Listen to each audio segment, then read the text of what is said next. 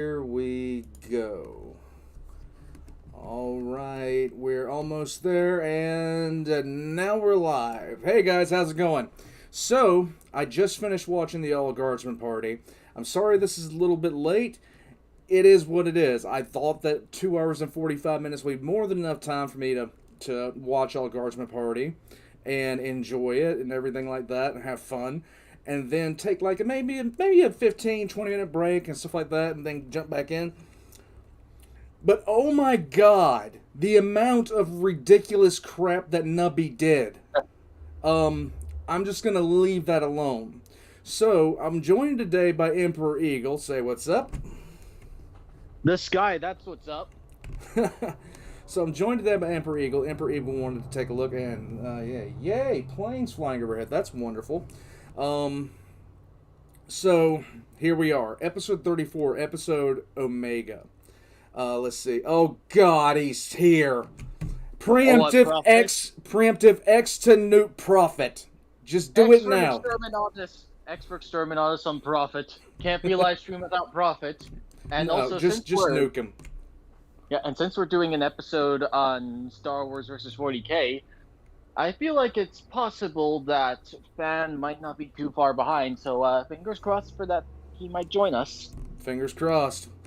I'm going to hold off on something because I want to, if Fan joins the chat, I'm going to pause it and I'm going to tell him something because I had a chance to talk to somebody and they're interested in what he does and I'm hoping that it might do him some good. So if he pops into the chat, I'm going to be happy to let him know something. But it's episode 34. It's time. Who all is ready to go? I am. Let's see. Yes. Hey, Wandy, let's see. Okay, there's already 40 people in here. It's just a duck. Lord 40 people, Admiral wow. Evan Salt, Requiem Lola's in here. Warmaster 45, Requiem Lol. Deathcore Trooper, I thought your train went by not too long ago, bud. Omega is here. Let's see. Dark Innovator is here. Kidding. Dragon of Dragon is here. Oh God, not syllably. I can't see the chat, so I don't know how to pronounce that. Warden's here. Hobbit's here. Flo is here. Happy 4th of July, Flo. Happy 4th of July to everybody in the States. Everybody else, happy 4th of July anyway, because it's still the 4th of July. Unless you're an Australian, it's the 5th. Let's see. Shane's here. You're still a heretic, Shane. CR90 is here. Yumbering's here. All right. So, thank you, Hobbit. Press F and focus your mind to summon the fan. Everybody, F to summon fan. Let's go. F for Fan. I don't have the F key on me because I'm watching this on my phone. Oh, also, one more thing, boss, before we begin. This might be a bit off topic, but Voldemort actually just posted a video of possibly your worst nightmare, and no, it's not Tau. It's about this one Chaos Warband called the Angels of Sin.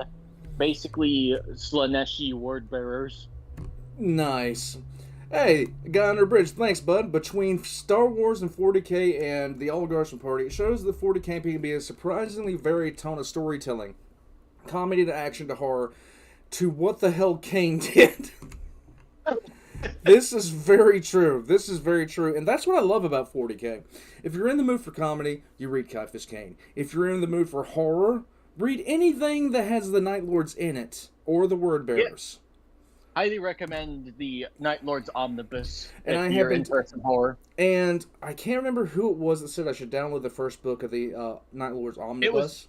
It was me. I did.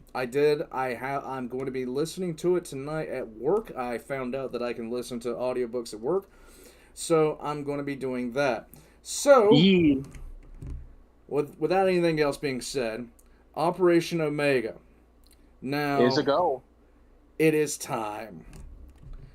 Oh, and there's also another thing. I've been wondering when I should release the next episode of 5-ish Minute Lore, which is the third part of Bromance. Now, I have been enjoying premiering these things. So I like seeing the live chat. I like seeing all that kind of stuff. There he is. Okay, now I can. He's here. Fan is in the chat. Let's go. Fan is here. Fan. Hi, Fan. And Fan's artist Kubrick is here. So, Fan. So I just wanted to let you know. Somebody that I talked to, and somebody that I, every once in a while I'm able to, jump in to speak with him, is Arier Gaming. And I brought up your series to him, and he's going to look into it. So I'm hoping that you get a lot more attention, because I told him that you are criminally underrated. Criminally. Hell yeah. Like for a topic such as like Star Wars versus 40K, a topic that's been debated for quite a long time, this deserves so much more attention. Exactly. And the thing about it is, every once in a while, what winds up happening is you have a series like Fans, you have a series like Other People, you have series that just don't get the recognition that they really deserve. So, and the thing about it is, there's some is like, I'm not a big YouTuber, I am not a massive YouTuber, but at the same time, I will use any ability that I have to push somebody forward if I can at all doing it. And with the progress you've made so far recently, I'd say you're doing a pretty good job, boss. Oh yeah. Well, the thing about it is, I'll tell you guys this. Fan, I would love to see your series get all the exposure in the world, because it's brought a whole bunch of people in chat, a lot of enjoyment, and it needs to be out there more. In any case, we're about to start it up. Dr. Anonymous, what's up, buddy? We're gonna start up soon. We're gonna start up, and yeah, I'm gonna shut up. I got this monster because I just finished a 3-hour stream, and I'm trying not to flag out here, but Fan, I'm gonna anytime I can talk to another creator, I'm gonna be bringing up your name, because this series deserves far more attention than it's got. Here we go. Let's Operation Omega. Here's a go.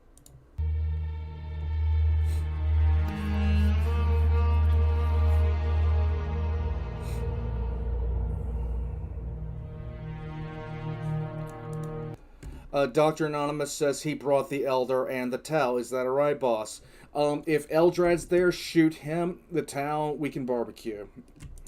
After all, what's the likelihood of They brought her into the simulation room, galaxy? but it was not the normal setting they were used to. The genius young strategist and her team of clone cadets had been training feverishly for over a week. The members of the child cadre hastily drawn from the best test-scoring clones in their fields. They were often moved from place to place, but their simulation room, where they trained for the battle that was fast approaching, had only changed twice. Just like the simulations. Yeah, right. Thank you, Hobbit. Arier is very analytical of the videos he watches. Every Vox log he does is in multiple parts because of how much he talks about it. And now he's doing Maxer videos, I'm sure you can imagine. Yes, I can imagine. I can imagine that perfectly well. Thanks, Hobbit. I appreciate it. I think it would still be good. It'd still be good. Once near the start, and now today. It was smaller, more compact and advanced, or so it seemed to her. The many young clones who had trained around her to aid her facilitating her purpose sat in stations all around where she was destined to stand. Each bald boy wearing interface head packages and focused on their consoles. The support stations in the previous training room had been in large, circular areas which moved and rotated to simulate potential battlefield conditions. These were fixed, small, and sunken into the walls and floor of the relatively cramped space. It looked serious, military, real. Wiping her eyes, Omega looked up at Nala Se, a clear question held there, though her yawn smothered it somewhat. Nala Se's passive face betrayed nothing, but she began to answer the unspoken query nonetheless, not bothering to wait for Omega to draw in another breath for the obvious question. This is the special command ship we will use in the future when you are performing your duties for the Republic. It is called the Oracle, and when in service, it will allow you to directly coordinate fleet resources, just as you did in the simulator. The tall, slender alien said as she escorted the youthful, albeit sleepy, clone to the entry point leading onto the command mat. Omega paused to stretch, already dressed in her proper interface command suit, which was not so different from what she normally wore. So, does that mean I'm on a real mission this time? Omega. This is very Ender's Game-ish. Yes, actually, because I'll admit I did take... Yeah. I was going... Go ahead. Like, I didn't get too far in this video. In fact, this section right here is the furthest I got, but I did see a comment that said this is very much like Ender's Game. This is very Ender's Game-ish, but at the same time, I'm getting something else from this, and for whatever reason, it's like ticking in my head, but I can't quite grab it, what this is referencing. But I'm loving it so far. Dragon of Dragons, thanks, bud. Get ready for a massive reference to another great site. Well, there it is. There it is. Mm-hmm. That, like, if you guys haven't seen Ender's Game, don't watch the movie. The movie for Ender's Game is dog shit, okay? Dog shit. Get the books. In any case, moving on. Asked, both excited and nervous at the prospect, but Nala Se dampened her reaction with a shake of her head. Omega had been made to fight in tens, if not hundreds, of different Axum-oriented battle simulations. Sometimes she had larger fleets, sometimes very small ones. Sometimes she had new ships, and sometimes the ships she faced were entirely new. A scenario which had become completely routine after the third day. Achieving victory had been hard, but not impossible.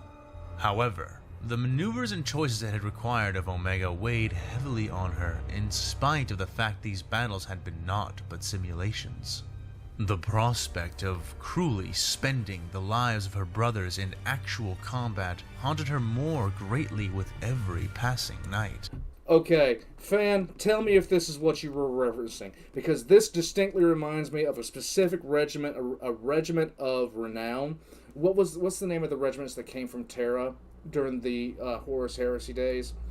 The Solar Auxilia? No, not Solar Auxilia. There was a specific name of them that fought, but this reminds me of the Geno Chiliad regiments, where they would have an Uxor, that was a female. She was basically the mother of all the troops underneath her command, and she had psychic ability. Okay, now I remember. Well, so, the Red Legion. Let me know if that's what you thought. Yeah. Go ahead, Dr. Niles. I'll answer it next time I pause, bud. No. Today is your first time using this system, and we are still testing the viability of the Oracle and the surrounding crew of clones. You will be running a high-intensity training mission against the enemy you have been contending with. The objectives will be laid out before you, as per usual. It will be up to you to decide how to approach and the tactics used by the Armada. The Kaminoan lied. Omega sighed and smiled, finishing up her brief stretch. Another simulation, another point-scoring exercise. Disturbing as giving suicidal commands was, it was no different from sacrificing a piece to gain the advantage in a game of Dejarik. At least, as long as it was not real. But something else also stood out to the altered clone. Oh, an armada? That sounds like a lot of ships this time. Is this the full fleet simulation? Omega asked, grinning at her caretaker as she stepped up onto the soft, black footing of the circular command mat, taking the special gloves and headset that rested there and placing them on. Yes, this new system is powerful enough to fully simulate your likely future encounter, which will be very soon. It has been upgraded to provide a hyper-realistic scenario meant to take you off your guard. This Camino is so full of shit, it's stunning. Yeah, most Kaminoans are. Like, they're gonna... she's gonna be commanding a fleet in the very near future. I fucking know it. I absolutely 100% know it now. Like, if all the references weren't there enough... Okay, this is seriously giving me Geno 5-2 Chiliad vibes, because... Okay, so real quick, the Geno 5-2 Chiliad was a legacy regiment that fought in the Unification Wars on Tara.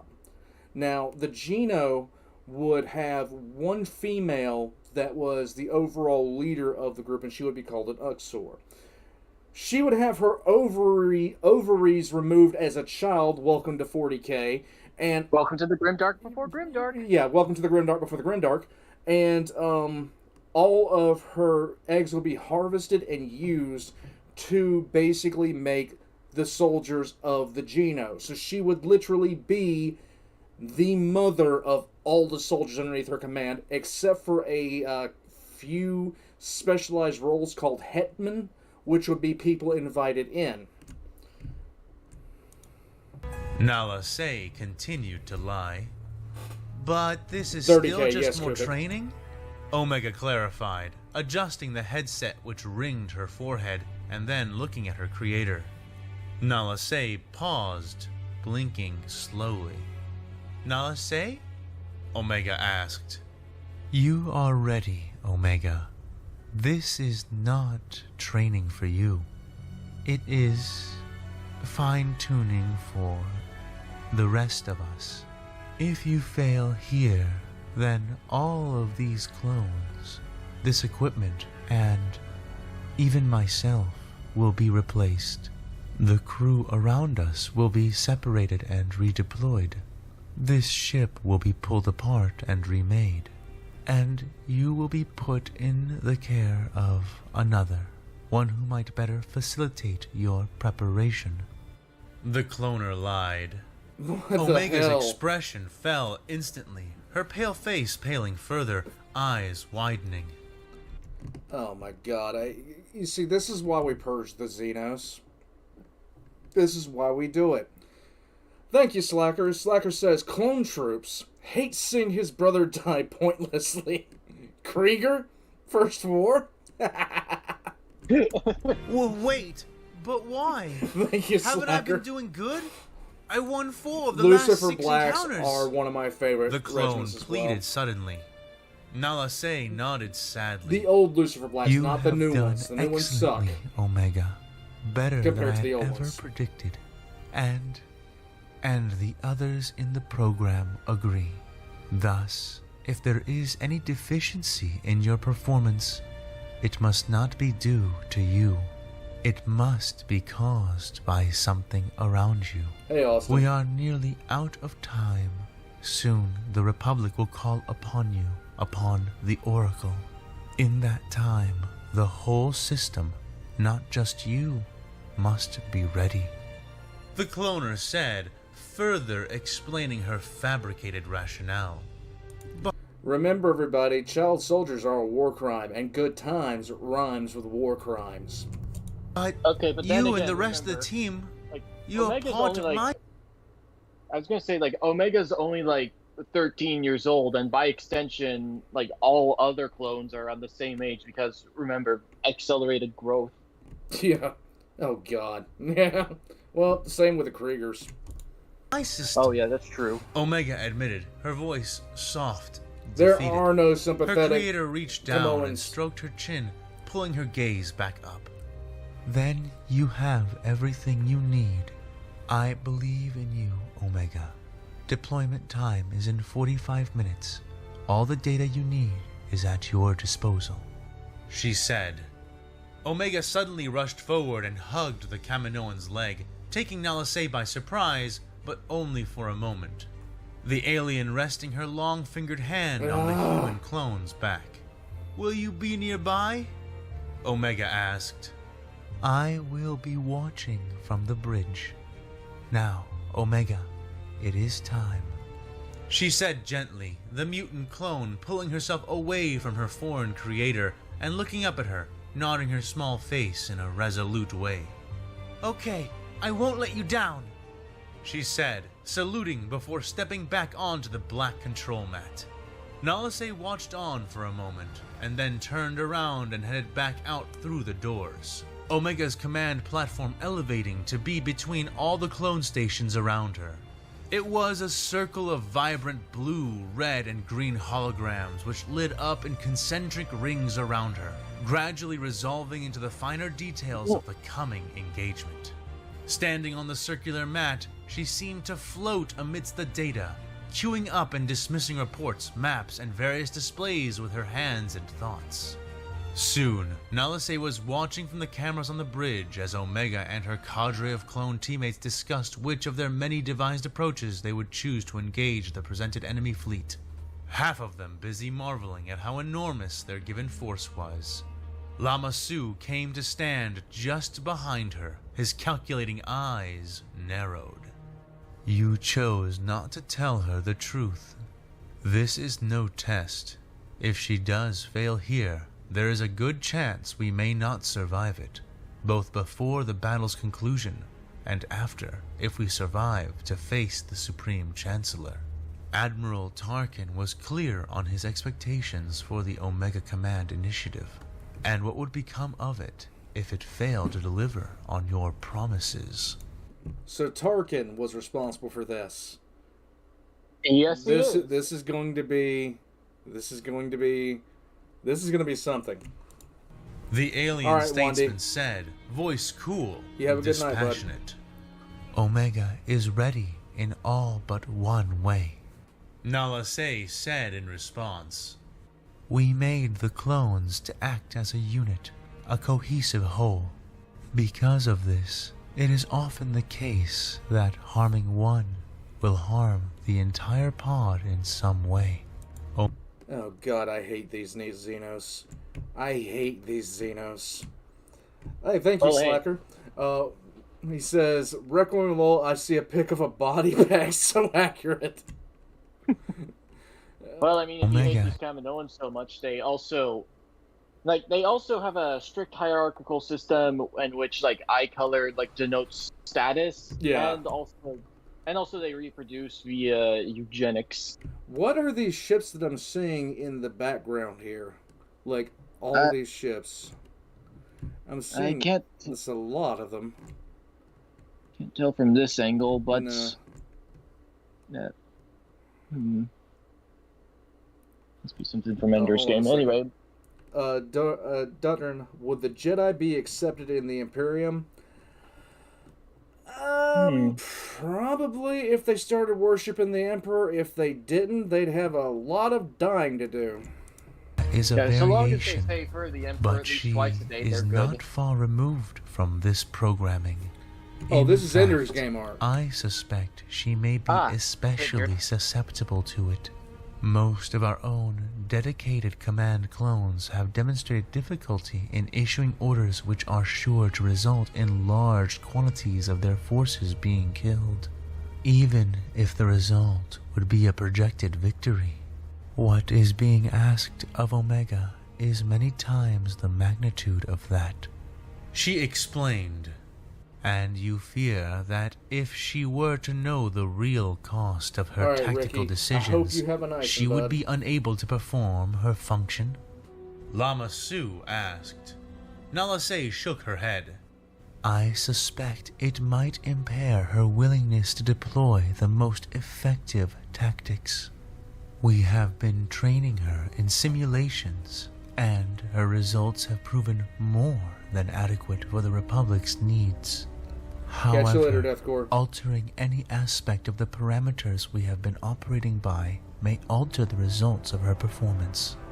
All I have done is ensure that our operational parameters remain as close to those within test conditions as is possible. The chief medical officer of Camino explained, once more lying, though not as much as before. Lama Su considered, and then seemed to accept what she had told him with a gentle sway of his head. So basically, just like Ender's Game, this girl is going into a major battle believing it's a simulation, so she will sacrifice troops that otherwise if she ever finds out the truth, it's gonna drive her fucking crazy. Because she's about to use Kriegian tactics. She's about to use Kriegian fucking tactics against the Imperium. I bet money on it. I bet she's going to use Kriegian tactics. To which Chaos God do the Comedians fall? Nurgle. Fuck them. They might as well play the Imperium at their own game. Yeah, well, yeah. And is that why you threatened her with the removal of her system? I certainly hope the extra pressure does not alter those testing conditions too much, he said, looking up and away from Nalasé, who shook her head in response. Yeah, Lone Guardsman, I do. I felt it appropriate to invent some pressure to stand in place of the reality of the situation, she said, looking up as well, seeing through the windows on the bridge and casting her sight out across the absolutely massive Republic Armada. That stretch of winding ship steel reached beyond what even her keen eyes could process, as more and more vessels aligned themselves into the fighting ranks of the Grand Navy Palpatine had created. Those monoliths of war bathed in the many colors of the nearby sun, glorious and deadly. The clones of Kaminoan design marching and working within each vessel like the life's blood of massive beasts. An army worthy of the supreme chancellor of the Galactic Republic. Or rather, his new supreme commander, whom they were departing to retrieve. It was hard for Nalasé to imagine that the mailed fist of the Republic's might, gathered as it was, could be defeated by anything. But then again, she would have thought the same of the entire KDY defense fleet, and the precedent made even her cold blood chill further. But only slightly. Looking down, she refocused her attention on her creation, who grinned at the clones around her, corralling and organizing them, getting them on task. All right, settle down. I think I've got a plan. We need to get in close, right? And we can only jump into the system here, here, and here, yeah? Well, what if we split up the fleet like this, and we came in from here? The young clone said, waving her hands in conjunction with her thoughts, and drafting up three-dimensional displays of plans for the others. Yeah, that would force them to angle. No way to engage without that. But once they do, there's nothing stopping them from just lighting us up like stars at range, said another of the clones. But that's the trick. That's why we split the fleet up to jump in here and here. Once the enemy starts to angle, Omega was saying, moving the holograms into action with a push of her hand. Oh my god. Whoa, we'll have them right where we want them, exclaimed another one of the children. Nalasé reaffirmed her resolve. Every single one of the life forms in the command center were purpose-made for this. Designed for leadership, for agility of thought, creative approach, and competent command. Her science was not wrong, and their force was larger than any she'd ever seen gathered. The numbers could not lie. Failure was impossible. The only question now was that... Hope is the first step. Hope is the first fucking step on the road to disappointment. What cost would victory come? Khorne is going to manifest in this galaxy as a result of this battle. I don't think it's going to be completely lopsided, because this girl is going to be using Kriegian tactics. It's going to come down to that. But Jesus, a lot of people are about to die. To win one battle. But think of this, boss. like, if Omega does hit the Imperium very hard in this, what if she hits them hard enough to where the guard decides to call in some Astartes reinforcements and they start, like, having some unexpected, some unexpected boarders onto their ship? I have no idea. I don't know what's going to happen with this. I'm ready to see it, though. Thank you, Dragon of Dragons. Fun times rhymes with war crimes. Yes, it does. And lose I'm going to put that on a coffee cup, for fuck's sake. I'm telling you guys, I'm going to put it on a coffee cup. But those were thoughts that she put aside and left for the likes of the Supreme Chancellor. What'd you say? Perfect merch idea. And soon to be recovered commander. For the Kaminoan, just making sure that they could begin to roll back the slew of recent losses Dragon. would be enough to worry about. Phalius just has the comment of the entire stream so far. What if the Kriegers took over Camino? Oh no. Oh yeah. No. But yeah, good luck, kid. It's not like you have the entire fate of the Republic and the entire galaxy in your hands. The Lord Admiral and her crew. There are so many. The censor's officer muttered from his station, his eyes straining in the dim light, his luminous screen lighting up his stunned face in sickly green luminescence. There, displayed in grainy but legible resolution, were the signals for thousands upon thousands of enemy vessels. It's time, Individually, baby. Most of their ships were less than half the size of proper cruisers. But with numbers like these, it would take nothing short of a miracle to succeed. And that sentiment was written clearly upon the faces of most of the bridge crew. They had been to hundreds of engagements, and they knew a lost cause when one presented its snarling face to them. "Rally, warriors of the throne!" boomed the voice of Rola Senduran, Lord Admiral of Battlefleet Zektek. She stood in front of her command throne, her sheathed naval saber held in both hands before her like a cane. Its end pressed into the steel floor, giving her posture an air of irrefutable solidity, as though she were the avatar of her own ship's implacable prow. Is this the reincarnation of my favorite 40k waifu, Latara Sarin? That's exactly what I was thinking. Is this Latara Sarin in Imperial form? We're just gonna have to wait. In that case, the Galactic Republic is about to fucking burn. Let's just wait until she bursts out the Ursus claws. Yes! We are superior, for we are the Orcs Emperor's cold Anonymous. sword and his burning wrath. The enemy we face is numerous, but pathetic. Their weapons are weak, their range paltry compared to our own. Get me firing solutions on those approaching ships. I want to start pelting them well before they come into the proper combat zone. She ordered, the room moving at her command. Oh god, I'm loving all the swell girl comments surrounding chat right now. Excellent chat for this swell gal. Prophet of the Legion about to Rolla about to act like a certain swell girl. Yes, Prophet, thank you. Slacker says, imagine Latara Sarin has the Admiral. How would Star Wars react?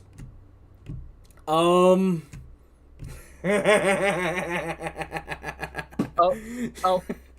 Yes. Oh, hey boss, imagine this if the World Eaters did stay loyal, like imagine if Latara got reincarnated as a living saint. Oh god. Like not because of not reincarnated because of not just skill and her prowess, but the Emperor was literally afraid of what would happen if she died. Are you kidding? Yeah. Thank you, Slacker. Let's see. Everybody's ready to go on this. Let's go! Even as she continued, make ready the Godsbane lances, arm the Nova cannons, and prepare to fire! The Lord Admiral demanded. Lord Admiral, we cannot attain firing arcs on the enemy. reported one of the gunnery officers. Fire the Their Ossus ships are Claws! clustering and sheltering in the shadows of various stellar objects, including several of the system's planets and asteroid fields. At their least we current don't have trajectories Delvarus and here to rate fuck of things approach, up. they will be most of the way to us by the time we can get any kind of clear firing solution on their vessels. The reporting man went on. Damn, I guess they're not suicidal this time. Rolla grumbled, rubbing her cybernetic chin, perfectly disguised as no more than her own familiar flesh. Her augmentations went to work, helping her remember past battles, giving her flashes of both victory and defeat, helping outline the key aspects of each. She had 3 centuries to draw upon, and she knew she would not get many more, no matter how much of her body she replaced, or how many juvenate drugs she chose to pump through her brain. 3 centuries? It was a strange despair for her to see her own death and service slowly but surely crawling into her sight, in spite of everything. I'm literally sitting here trying not to squeal. Yeah, I'm ready to go, baby. You've lost me. This is Latara Sarn reincarnated. Let's go. Dragon of Dragons. Thanks, bud. The Republic. Well, we're screwed. Yes. Yes. Let's go. But Thank the you, one Dragon. benefit, if there was indeed only one, was simply that she was standing upon more dedicated combat experience than her enemies were likely to have. Aside from that, she was more than a fair tactician, even before her many wars had forged her into what she 300, was awesome. now. Her largest impairment Auntie, here not was really. how little she knew about this Galactic Republic's tactics. In their Auntie first Kira, engagement, 300 is half not the really enemy that fleet old. had charged, a quarter had scattered, and another quarter had remained frozen in place. A hesitance born of indecision, she suspected. But she also suspected that she would not face the same incompetence in this theater. The approaching fleet was undeniably coordinated and was now working to intelligently mitigate their previously exploited weaknesses. This time, she was not facing off against a confused and divided force. This time, the Republic had a plan. The key now was to recognize it and pull it apart. Gradually, yet not too slowly, an engagement scenario began to form in her mind. Her Mechanicus implants helping her to calculate the most precise angles of attack to accomplish the first bladed thrust of this star dance, which had only So with all of her barely cybernetic begun. Split the fleet into 9 less battle like groups. reincarnation of Lotara and more like Mecha Lotara. Mechalotora. Yeah. Ensure each group has a battleship or cruiser with a proper array of deep-ranged batteries or armaments. She began to command, sitting back upon her immense throne, saber sitting across her lap as the fingers of her left hand began typing her calculations into the console mounted into the armrest. I am sending precise positions for each one.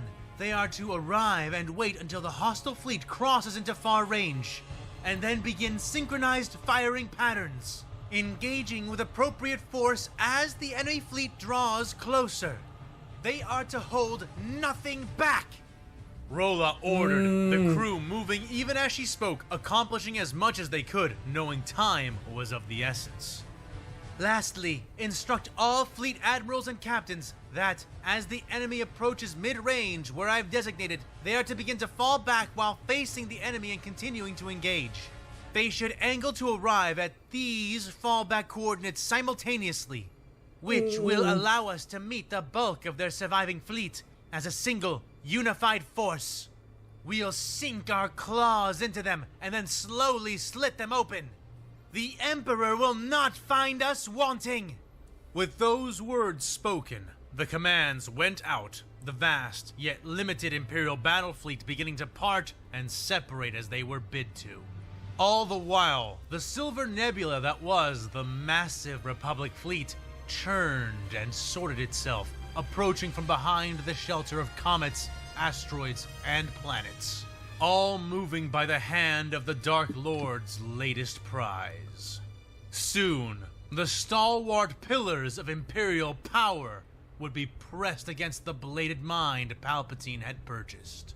The old would now face the young, Experience would test genius, wrath would be tempted by play, and sordid sin would face cruel innocence. And the distant gods would laugh all the while, their hungering voices expressed in the gathering rage, the stirring of ambition, the knowledge of death, and the anticipation of the great atrocities, both shrieking from the near past and rearing from the coming future, which were yet to be. X is in chat for fucking fan on this one. Shit. Yeah, nice Just one, shit. Well done, man. Let's go. The But final yeah, moments Creamy of the drama Steve at about to Axum roll up his sleeves about and to put up his commence. dukes.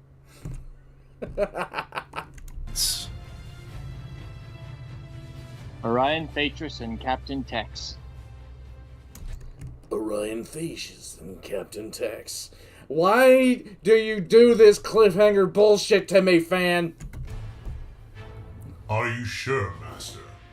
Asked Aurelian Tex, the company captain looking dubiously from the face of his lord to the silver engraved tablet the chapter master held delicately between the ceramite fingers of his Terminator armor. Am I sure of what, Captain Tex?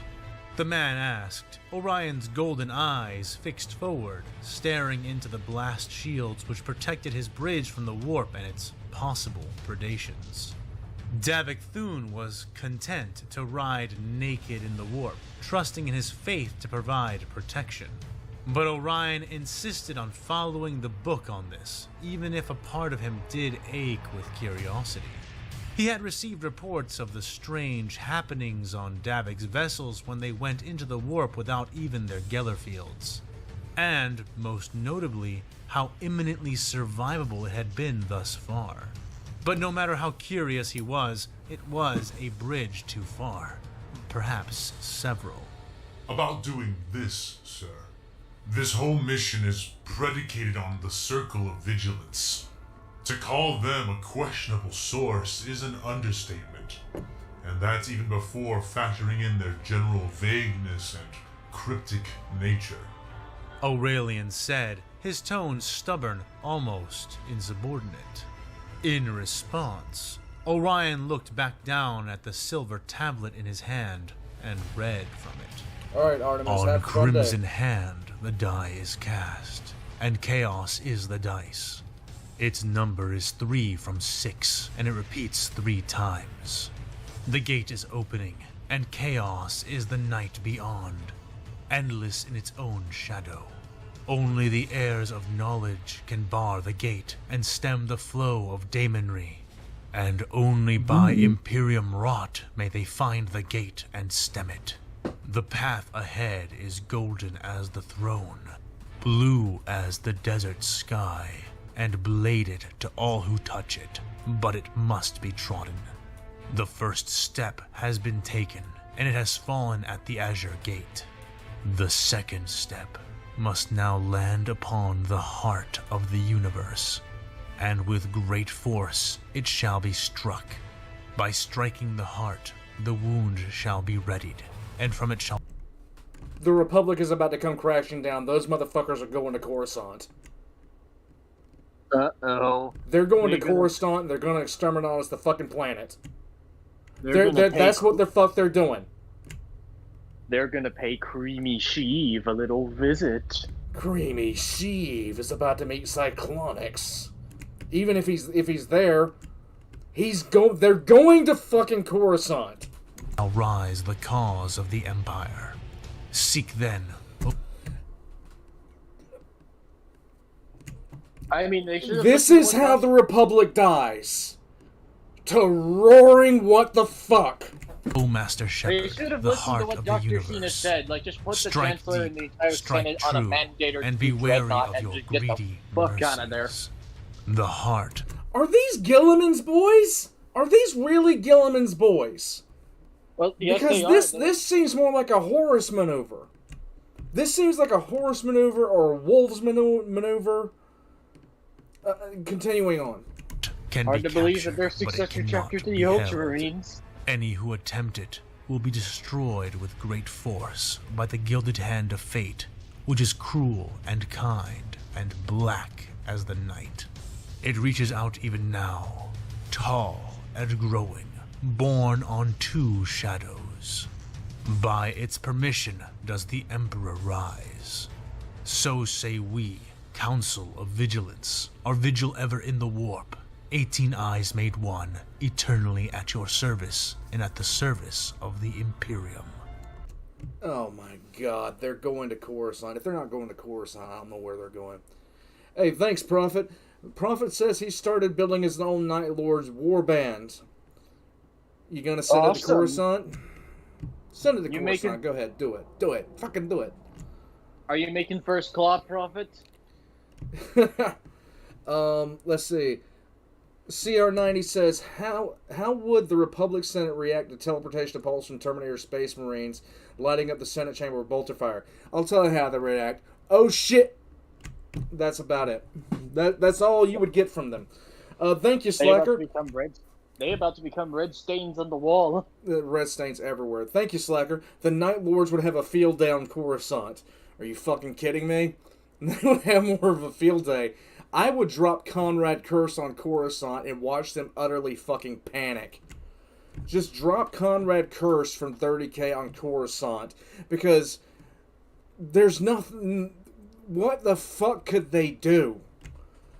Thanks, Slacker. Thanks, Prophet. Let's see. I'm going to watch the Clone Wars series as soon as I possibly can. I cannot stream it. I cannot put it on the channel. I tried to stream it a couple of weeks ago, and it wound up getting knocked down in the first 5 minutes. Thank you, Dragon. Isn't there 1,000 Sun on his way to Coruscant with a chosen one? Cream Corn Kaon. I don't know. Yeah, Cream Corn Kaon is on his way. Oh, God. There is... Hatter says there is a gold path in the core, and it's not near Coruscant, and Coruscant isn't near this place. Huh, okay. Dark Innovator says, especially if Conrad gets to building a base down in 1313. Yes. Fluffy Deathclaw says, maybe going to the location of the original Jedi Temple. Can't remember what the planet was called. I can't remember either. Not right now. Wait, the original Jedi Temple? Yes. If we're talking canon, then Octo and Legends, I believe Typhon. Then I'm going with Typhon because Octo doesn't make any sense for me. Prophet says, an ocean of red seasons and rages, a tide of crimson rage and hatred, carried on the wings of death. The black expands to consume them all. From the void of darkness, the Night Lords come. Typhon. Right. Yeah. All right. Here we go. Yeah. Once again, thank you, Dragon. Thank you, Slacker. Thank you, Prophet. Can I make reviews? Can I make review videos of the seasons of the Clone Wars? God, I wish I had the time. Aurelian's stance betrayed what his helmet hid from plain Very view. correct, Hatter. I take it that was not clear enough for you. The chapter master said with the slightest quirk in his lips. Speaking of reviews, boss. No. Now that was brought up, like, if you do happen to do a review of the Clone Wars, maybe you could just do it in a similar way to how you do 5-ish minute lore. I'm thinking there's a lot of things that are bouncing around my head. One of the chief problems that I have right now is time, because even now I'm cutting into my sleep to do this. So, like, when I get off work tonight, I'll probably have 4 hours, and then I won't have any more time after that. I'm working on several projects at the same time. I don't know when I'm going to actually have time to script new projects, so it's going to be a whole big thing. We'll find out. Well, I'll find out once I get through all the scripts that I already have and all the things that I already am in the mid-process of doing, exactly how able I'll be to put out more of my own content and do stuff like you guys are talking about, because I want to do that stuff. There has been several recommendations that have been that people have made of things that they want to see, like SCP videos where I go and check out the wiki and hit random on there and then check out some random thing and then do a video on it. I'd love to do that. I'd really love to do that. But it's all a question of time. So, and everybody says I should take a week off and stuff like that, like Diclonius just did, and I appreciate that. But it really wouldn't help out anything on my end. I'm not overly stressed right now. The reason I've done so many live streams this weekend is simply because, one, I've been trying to do as live streams as much as possible with Oligarchan Party, and two, of course, I'm going to do a fan with too much time, and of course, I'm going to do Brew of Alpha Busa. Here we go, moving on. By a long shot, sir. Captain Tex confirmed. Then it is a good thing that you do not need to understand, only to be ready. I have depended upon the cryptic intelligence of the Council before. Every word they speak is a riddle, and every riddle has an answer. I found that answering those riddles is often easier than it first appears, at least with the proper context. And with each answer, something invaluable is gained. Orion explained to the young captain. So then, have you solved this riddle, Master? Is that why you deployed the sector and chapter fleets? Hey, thank you, Hobbit. If they're going to, Hobbit says, if they're going to Coruscant, it's the perfect time. And most of the Republic fleet, most of the Jedi, and Creamy Sheev himself are at Axum. So if they're going to Coruscant, they picked a perfect time. I mean, literally the only Aurelian. Jedi left on Coruscant is Yoda, because he was there for like. Well, there's going to be like Jedi at the temple, at the Jedi temple too. But I do not got the feeling that they are going to go there to like do anything other than drop a cyclonic torpedo. I mean, that's all I really see. Austin, hey old man, how long do you think it'll take to take Coruscant on all of its levels? Officially 25 seconds for the time it takes for the cyclonic torpedo to burrow through the planet's crust. Oh, Asked. like speaking of Orion nodded his large head. speaking of like taking Coruscant, boss, I've been trying to get Eckhart's Ladder to probably do a video on this, but like no response. So I just want to hear from you. Like, how long? Or like, do you think the Traitor Legions, like at full power from like at the height of the Horus Heresy during the Siege of Terra, Yeah, could they take Coruscant? easily. Like it would only take Okay, so if you take a look at 40K versus 30K, the Astartes were different. The Legions were different. In fact, one of the big things about the War for Armageddon, and one of the main things that caused so many problems, was there was a significant amount of Space Marines on that planet. There were 14,000 Space Marines on that planet, but they were all different chapters. There was like, I don't know, 40, I can't remember the exact number of chapters that were on there. And the biggest problem they had was differences in styles, differences in communication, differences in everything. So Yeah, for example. yeah, well, the thing about it is, if that had been 14,000 Black Templars, Armageddon would have been a footnote, and Gazgal would have been utterly crushed. They would have been utterly crushed.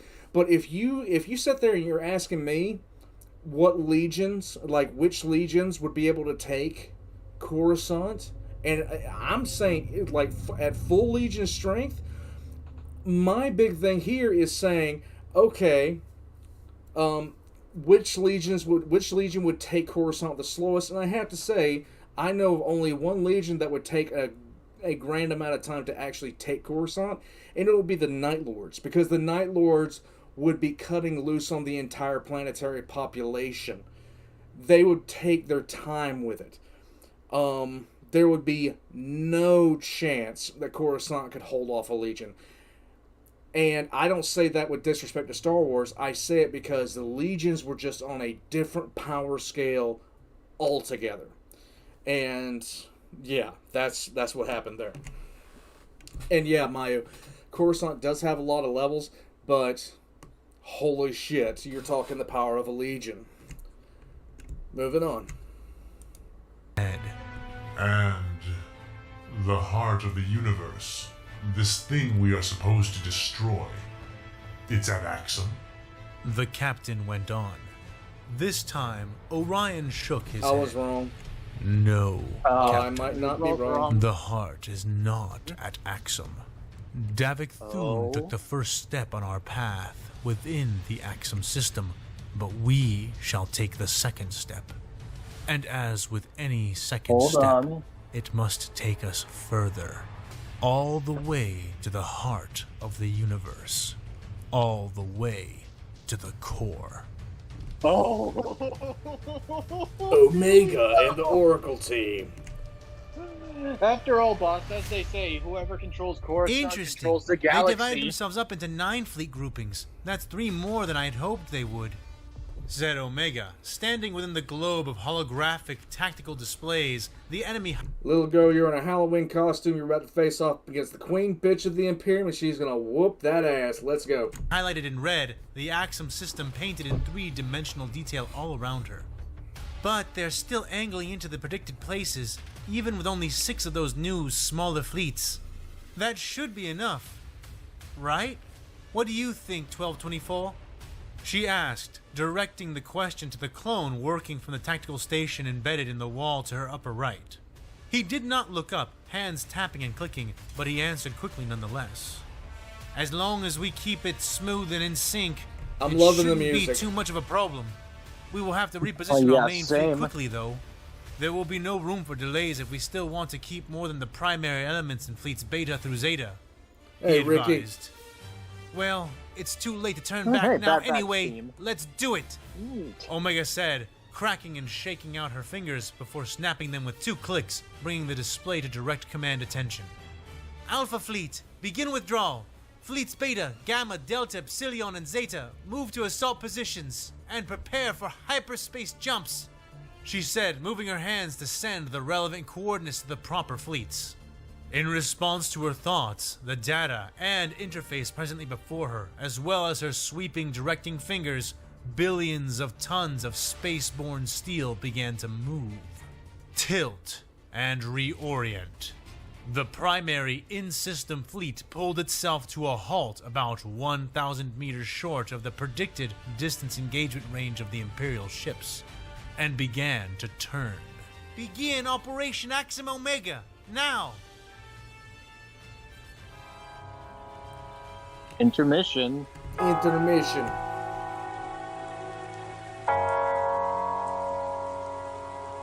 Hello again, everyone. And too much time greeting you once more with a little intermission. Little intermission, y'all. This is gonna be fun. Let's see what he has to say. Take a You got moment to for us, stretch, like the video if you're enjoying the show, and leave me a civil comment letting me know what you think of the story. I don't do civil comments. Who's the best tactician in the Imperium? Creed. Izakar Creed. Oh, easily. Hands fucking down, it's over. Yeah. Yeah.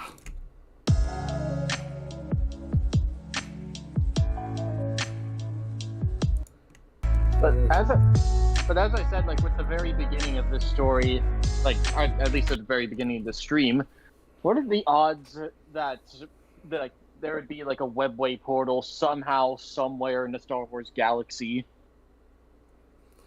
No.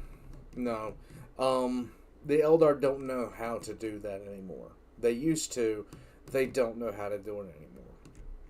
Oh yeah, that's true. There's no way that the old ones could somehow find their way to the Star Wars galaxy.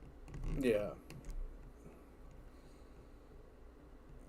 Yes. Caiaphas Cain versus General Grievous. Can Caiaphas Cain with his god-blessed luck and awesome sword skills be able to defeat Legends General Grievous with his brutality and cunning that can make a war boss question himself? That is a goddamn good question. Yes. Okay. So Dark asks if you include Primarchs, would the Lion trump mostly everyone, including Creed? Yes, he would. There's only one other Primarch that has the Lion's tactical acumen.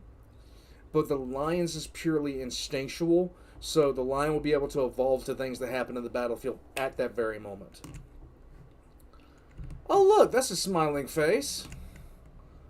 How many clone troopers in a legion? Before or after? Midichlorians were engineered by the old ones. Quipper asked if midichlorians were engineered by the old Answer, ones. 90,000 to 100,000 composed Yeah. an entire clone legion. And okay. Yeah. Okay, so that's around the same number as a Space Marine Legion. With the exception of the Ultramarines, who have like 250,000. Alright, snack and drinks, all this other kind of stuff. Yay! Let's continue Operation Omega. Let's do it. Dorn would be a natural second. If you were to take the best attacker is going to be the Lion, because the Dark Angels do not excel at any singular particular thing. If you were to take the best at siege warfare, the best at assault warfare, the best at frontal assault, the best at espionage, the best at, things like that, they would rank in the 3rd or 4th best to the 5th best of every major category. It's like you said, jack of all trades, master of none. Master of none. But a master of none is better than a master of one. And that would be it. If you're talking about a defender, Dorn is the best defender by a gargantuan margin. If you're talking the best attacker, regardless of circumstance, you're looking at the Lion. If you're looking at the best sieger, Perturabo, hands fucking down. What the Ultramarines boss best at tactics? No, the Ultramarines are best at logistics, and that is their only real huge thing. A fan says the thing about the Lion is he does not make good use of his planning or prep time. No, he really fucking doesn't. He is socially inept as just horrifically bad. It's just terrible. Mr. Reich says, who is a bigger threat? All the forces here are a single Primarch on one void ship. All the forces. The Primarchs can still be killed. Would Mandalore make a good homework for a Space Marine chapter? Yes. Mm-hmm. The Ultramarines... Oh, Prophet, you're so funny. Prophet says the Ultramarines are the greatest of them all. You're so funny. Matt Ward, is that you? A fan says the one weakness of the Lion is his instinctive genius. When compared to Dorn or Gilliman, they both make far better use of their prep time than he does, with great intentions. A little Quipper said, a little Baltimore told me the Dark Angels are better jacks than the Ultramarines. Yes, my views on the Space Marine Legions are sometimes controversial, and one of these days I'm actually going to make a video describing how good I believe certain legions are. And I'll tell you this, the Ultramarines are... just okay at best. They are average at best. They do not excel at anything. They do not excel at any method of warfare except logistics, and that is what they are best at. Logistics and organization, and that's it. That's all. Past that, they don't excel at any one major thing. The Death Guard had better discipline than the Ultramarines. The Death Guard had better discipline before they became, rotting corpses. If you're looking for the best at every single little thing, it would be, a nail-free Angron will be a redundancy for Sanguinius. A nail-free Angron would have been up there with Sanguinius in terms of nobility, and I've said that since the beginning. And his kindness would be enough to rival Vulcan's. And Angron with the nails was the nail in the coffin, pretty much. Eldrad Uthway caused everything. Fluffy Deathclaw says they excel at letting others die for them. And Prophet says the thing is, without logistics and organization, the army falls apart. That is true, and that is why the Ultramarines have an impressive series of victories. That is why. CR90 says the Republic is using the simulator system as a crutch at this point. They are a cripple in a bolter fight. This is very true. Mr. Reich said, I had thought the Night Lords were the least disciplined. Actually, that award does not fall to the Night Lords. That award falls to the Emperor's children. Especially like Post-heresy. Like, yeah. Yeah, here we go. In conclusion for this whole debate, like, the moral of the story is to be, like, it's better to be just okay at just about everything than to be amazing at one thing but absolute shit at everything else. Right. Lord Admiral Rolla and the Price of Dignity. This sounds bad. 40 seconds until the Republic fleet reaches the outermost engagement range. All applicable weapons are aimed and ready to fire, reported the thickly set weapons officer, who turned and added a brisk salute with his words. Rolla nodded absently at him, her eyes trained on the updating hololithic display which was being presented before her command throne. Pre-heresy, The Republic yes, right. vessels were advancing from a very specific approach, but in spite of that, it had taken her only seconds to calculate the best angles to move her battle groups to in order to catch the incoming Republic ships in what would become a lethal crossfire. Everything was going as she had predicted, at least so far.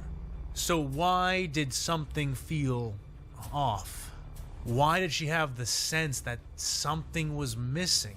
Something which should have been in plain sight?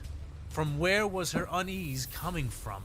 Was there a hidden danger right before her eyes? Perhaps a traitor in their midst? She looked away from the floating displays of holographic green light, eyes cutting across the deck, moving over the backs, shoulders, and faces of her bridge crew. She sought I suppose she should probably for... ask her. I suppose she should probably ask her therapist, Dr. Alfarius, PhD. Anyone who was not meant to be there, for any break in normality or otherwise suspicious behavior. Rolla scanned once, then twice, and on the third time realized that there was nothing there to see. 30 seconds to range! The weapons officer called out, now facing his station and looking down into it intently. The bridge space was an ordered, if dark, cavern of steel, adamantium, and ancient technology. Her various officers sat or stood at their stations, most augmented in some way, either to patch an injury sustained in their long careers, or to increase a capacity they had come to rely upon. She did not keep servitors on her bridge, and so none were present, though a couple of tech priests whom she trusted did man 2 of the stations, their metal bodies swarming with titanium tentacles, which at times seemed to fuse the men into their alcoves. The crew was right where they were meant to be. The price... Hobbit says, New Latora is paranoid. Thanks, Hobbit. Yeah, New Latora has every right to be paranoid. That's not the full fleet that they're facing. There's another fleet coming in behind them. Of dignity, her Oberon-class Imperial battleship was in position. That's an All old the ship. vessels of her Paranoia battle can be group the were. best defense in the Everything Imperium of seemed man. to be going smoothly. The ship around her even appearing to strain less under the constant weight of its ancient age. She could barely hear the whir of the battleship's corrective thrusters. In fact, she could not hear them at all. How Engine small check! she is compared to What her are the command conditions of our throne. maneuvering thrusters? She snapped out. Checking systems. The man who passed for the chief engineering officer called out, red robes rippling with extra limbs. The tech priest was executing his diagnostic even before he spoke the words, having anticipated the completion of Rolla's command halfway through her issuing it. In mere moments, his various mechadendrites had begun going to work, interfacing with the complex station he was manning. The tech priest's flesh and blood eye... See, this goes to, and Sumpy just said it. If everything is going smoothly, something's wrong. And everything's been going way too smoothly right now. That's why she's paranoid. eyes twitched She and has every right vibrated as to be. tens of data streams I filled mean, the I would dozen be or too so if I was, screens like, which curved much around smaller him, than my own command absorbing throne. the presented Like, look at the information size of as that it thing. passed. His bony, withered hands tapped and clicked in a rapid frenzy all the while. 20 seconds! Came the call from the weapons officer. Something's All wrong. systems are nominal, Lord Admiral. The tech priest reported a moment later, ceasing his movement, the data streams frozen, having surrendered the knowledge he sought. Then why can I not hear them? How are we holding in a stable firing position without the thrusters? Rolla shot back. Several officers on the bridge began to sort through their data for answers, their instincts and habits honed to never doubt the questions or methods of the Lord Admiral herself. My lord, I found it. Our fleet grouping has entered into a Lagrange point. The gravitational stability of this area of space is enabling us to maintain our position with minimal adjustment from the maneuvering thrusters. Which means the fleet can hyperspace in right on top of them. Came a reply from the navigations officer. Was that not your intention? She added a moment later. No, this was just the optimal... Rolla stuttered for a moment, the information catching her completely off feeling guard. about this. The enemy, who had occupied this system for thousands of years, may well know where to find those kinds of locations.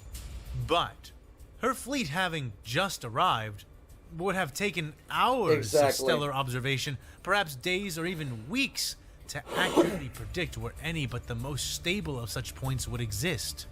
Overall, it was a good thing.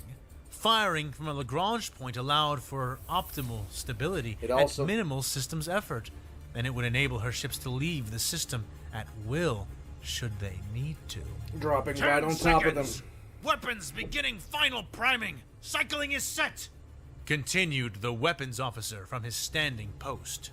Rolla felt the instinct to sweat prickle across her artificial skin, sensing that familiar chill which foretold disaster. Yep. She had taken this position with her ships because it was an optimal firing angle, not because she was aware of the Lagrange point being present. Her half-mechanical mind had given her the most logical locations to attack from to maximize the range and accuracy of her vessels, while moving them a minimal distance from where they had begun. Falling into a place of relative gravitational stability was just a happy accident. Or was it? Fleet Vox, send an information request out immediately, the Lord Admiral ordered. Aye, ma'am. Your orders, confirmed the comms officer. They are to report the presence of any similar Lagrange points in or around their positions, and they are to do so as soon as humanly possible. I have a bad feeling about this. She said the thing. She said, Zimboid, watching as the message was relayed electronically. Engaging enemy in 3, 2... Hold fire, hold fire, hold fire. Hold it, fire! The Republic There we fleet go. is slowing to a stop! The weapons officer reported. Confirmed! High-intensity auger scans are showing uniform firing of retro thrusters across the entire fleet. Detected coordination capacity based on the action is near 98%. The Republic ships have halted 23 meters short of the combat zone. In spite of those reports, the ship around them still rocked, several of their primed weapons going off nonetheless. It was an act which was repeated across the various Imperial battle groups, the enemy having stopped so close to the battle line that several Imperial captains had failed to forestall their crews quickly enough. The sporadic spray was mostly ineffective, with only 1 or 2 positive strikes with the lances, and a handful of about 7 vessels being destroyed by one of the 3 Nova cannons which had fired. Thankfully, that stuttering first volley was not followed by a second, as the Imperial guns held, waiting for the Republic to continue its advance. Instead, it began to do the opposite. Enemy vessels are reorienting. They are vanishing, came the report from one of the sensor's operators. By the throne! Here they come. They are retreating! Oh boy. All of their ships are turning around and departing the system! Lord Admiral, they are fleeing rather than face us! said the officer, to the obvious joy and then cheers of most of the bridge crew. But not Lord Admiral Rolla. No. Admiral, information reports are back, called the communications officer. 5 of our battle groups, not including ourselves, are currently situated in or near in-system Lagrange points. 4 of these are of an unstable nature but appear cohesive at this time, he said. Let's hear the second one. The words were like ice on the Lord Admiral's thoughts. What were the chances of that being a coincidence? It's not. Had she subconsciously sent them to those positions somehow? No. She had no control over the overlap between those points and the optimal firing angles to combat the Republic vessels. The only things which would control that were the positions of the stellar objects in the system and the chosen approach of the enemy fleet itself. A fleet which was retreating after coming to a halt just outside of their combat range. Damn it! We've fallen into a trap! She spat, standing up and sweeping her arm out angrily. Order all battle groups to fall back to the... Rolla began to order before suddenly, and without warning, there was an odd sound, like a deep thrum or buzz. Then, the previously starry black view of space which had dominated the viewports of her bridge was consumed by the instantaneous appearance of an enormous, mottled gray hull.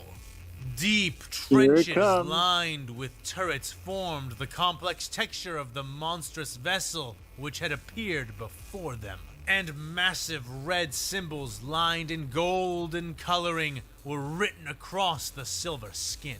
For a dreaded instant, there was no action, only an eternity of horrid, suspended anticipation.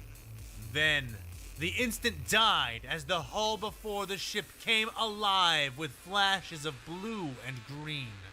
The turbo laser turrets mounted across the Republic battleship, turning and orienting to spray thick torrents of light from their many enormous emplacements.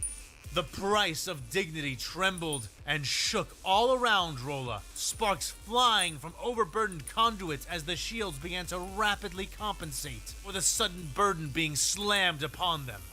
Report! What is happening? Admiral Rolla bellowed, keeping her feet in spite of the bucking deck.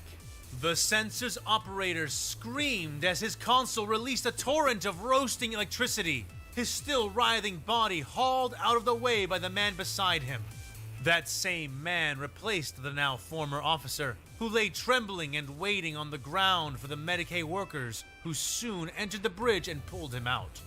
The new sensors operator stuttered for a moment as he stared down into the sparking, recovering instrumentation, before clearing his throat to report what he saw. Enemy fleet groupings have emerged all across the system. There we go. By the throne. They've poured it in, right on top of us. Of course. Rolla finished for him. Which battle groups are not currently engaged? She demanded. The battle groups 3, 9, and 6 are currently still in position and unaffected by the enemy ambush. By the burning throne, Lord Admiral, that Republic battleship in front of us is 8 kilometers long. It's as large as the Dignity and almost twice as wide. The officer answered. Mandator 2 Dreadnought. You big boy. I can see that. Also the same size as the Space Marine Battle Barge. Rolla shot back. Yes, 3 more like it. All with those Republic glyphs written across them. They're all in different parts of the ambush, so this is the only one we are currently facing. The man said. Good. Get an autotrans working on those glyphs. I want to know what they say, if they say anything at all. Order fleets 3, 6, and 9 to converge and liberate fleets 8, 7, 5, 4, 2, and 1 in that order. They will gather strength as they go. Leave no Republic ship standing and tell them to make haste. That main fleet may have retreated for now, but it's only a matter of time before they circle around and come back to finish us from a different approach. We must be ready. The Lord Admiral of Battle Fleet Zektek ordered. Orders are sent, but Lord Admiral, we are Battle Group 1. Why are we being rescued last? The comms officer dared to ask. Because they jumped the wrong fucking fleet? Rolla turned towards him, her face contorted into a predator's bristling grin. She whipped out her naval saber, kicking the sheath from the blade and allowing the finely honed sword to glare with reflected green light as she scythed it through the hololith before her. Her nearly crazed expression bore luminous markings created by the reflecting broken emerald light as she aimed the saber towards the gray hull which blocked her view. Ram it! Because the other battle groups do not have my ship to defend themselves with.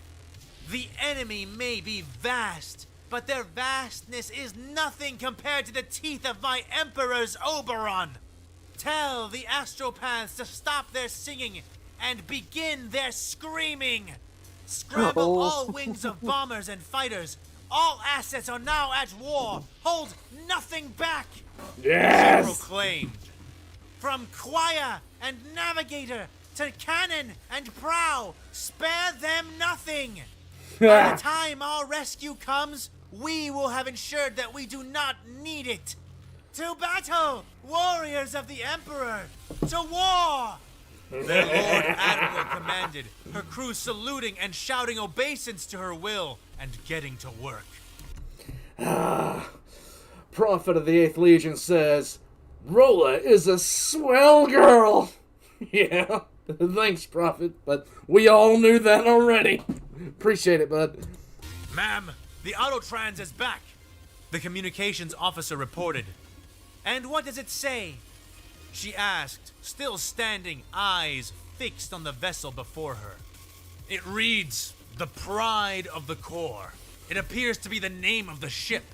Rolla allowed her disturbing grin to widen into a frenzied smile. The enemy sent their pride against her, sought to smother her under tonnage, numbers, and their newly revealed weapons. The fools failed to realize that the Grox fights twice as hard when its back is against the wall, and thrice as hard when openly challenged.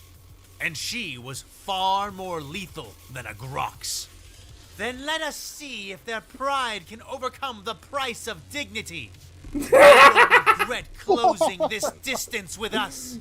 But they will not feel the regret or anything else for much longer. Fire the engines, brace the crew, give me ramming speed. Yes! Yes!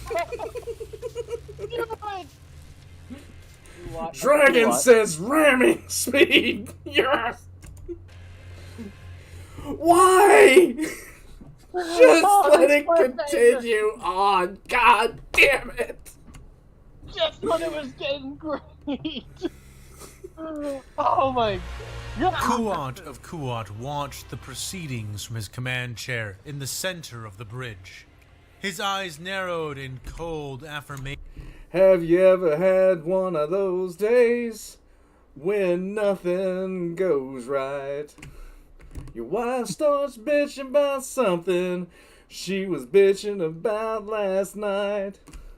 So you go into the bathroom just to sit there on your throne.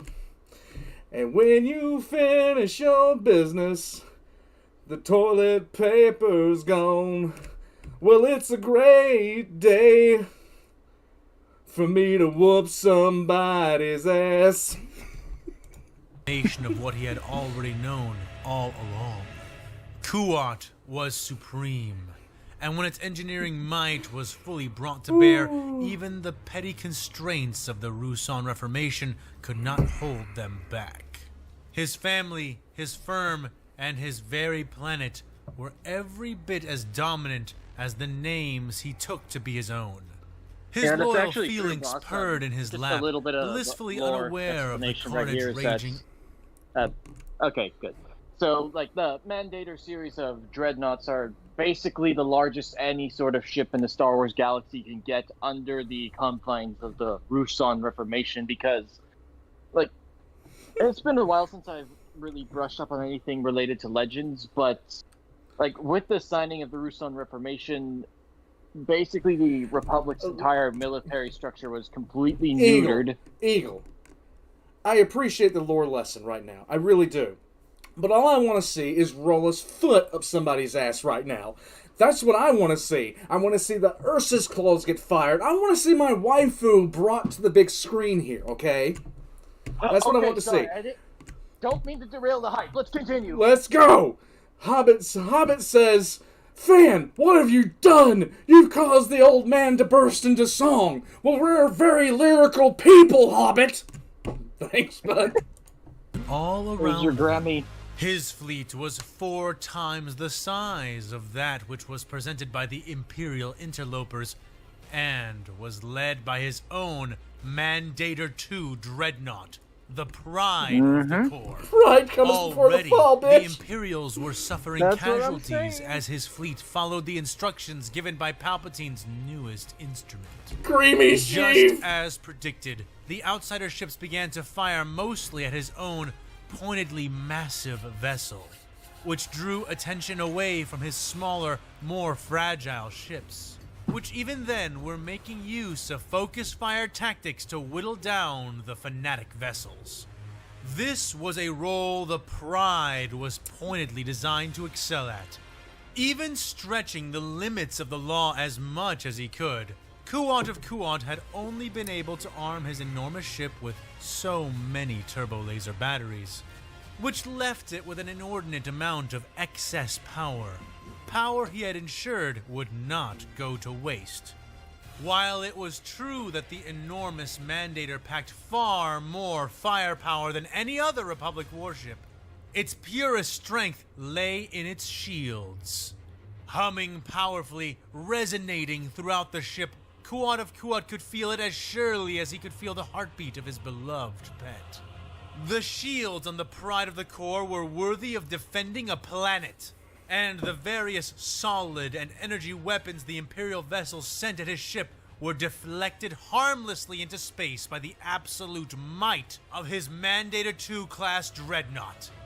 And then Don't get he too saw attached to your something pet, which or else made his own heart Mechalotarians quicken. will A basically breath pull an old escaping yeller on it. past his lips, hissing out in sudden, exasperated surprise. Panic! The largest vessel in the enemy fleet group which he was engaging had Here finished it comes. orienting itself, shifting and sliding its massive bulk through space on rapidly firing Panic! maneuvering thrusters. Yet, instead of doing so in a way which allowed it to rain down with its main broadside-mounted guns, as Kuat of Kuat had expected it would, it had instead aimed its prow directly towards the center of his own beloved warship. Just as he began to give credence to his suspicions concerning their flagship's intentions, the mountainous Imperial battleship confirmed them, its engines flaring to life as it made to ram through them from above. "Evade that vessel!" he called out from his center position. "Unable to comply. Our ship won't be agile enough to achieve the evasion at this distance."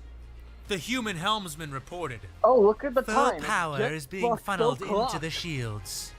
Droned the shield operator, Okay, hold on a second. A hatter says pride strives before the fall. Yes, it does. That's what we're all saying. And Prophet says prepare for Cornite feline. Prepare for Cornite feline? Oh no, Okay. corn jack girls. Oh no. Alright, Hey, thanks, Hatter. Thanks, Prophet. Let's get on to the... How are you gonna evade it? How are you gonna evade shit? Here we go! brilliant woman who hailed from Arthuria. It's a fucking Her name was kilometer Salimi, ship. and It's she gonna had take been forever no to small maneuver help in anything. designing the exquisite shield systems which enshrouded their ship. Dragon Though says she blood was for the a blood skilled god! creature, Kuat of Kuat knew Thanks, well Dragon. how she relished the chance to test and use her technology personally, and hoped that her discipline would ultimately trump her personal desires.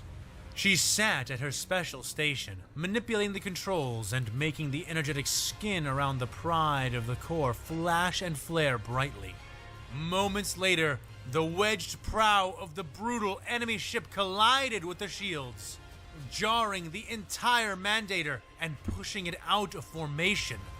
The lights flickered and consoles sparked, the visible bubble of protection bending and warping against the biting, glowing hull of the Imperial vessel, drawing power from weapons to shields.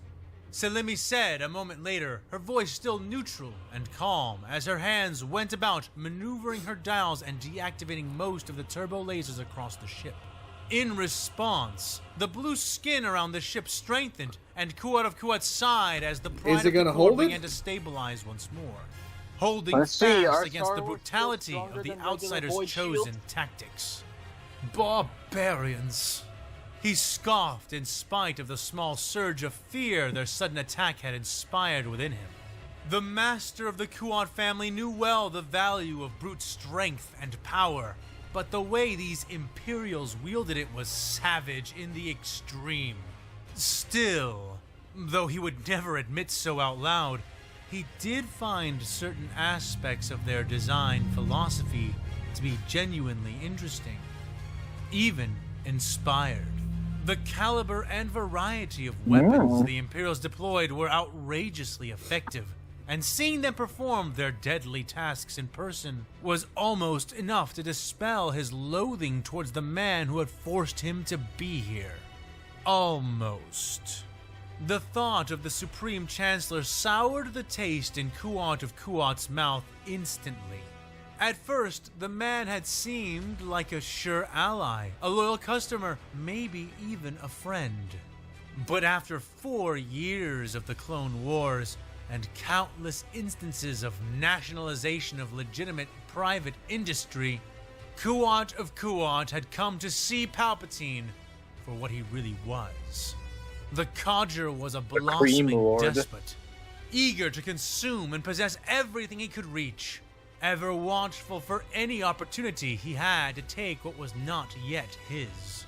And this entire battle, Kuat of Kuat knew too well, was just another step in that man's plan for domination.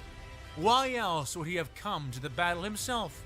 Why oversee the liberation of Axum personally? The Supreme Chancellor was, yet again, positioning himself to be seen as the hero of the galaxy, the savior of the people. But Can when we blat he this did, guy right now? he would not be alone. Thus why Kuat of Kuat had agreed to allow his vaunted mandators to be used in this battle. The core was threatened, and its liberators would be carried on the backs of vessels made in the images rendered by Kuat Drive Yards. When the battle was retold after this, the people of the galaxy would speak the names of the heroes and their ships in hushed and revered voices. And among them would stand Kuat of Kuat and the pride of the core, predominant even over Palpatine and his newly named prosecutor. Without warning, a sudden pain drew him from his thoughts, and he winced in his chair. "Ow! Ow, ow! QB, stop that!"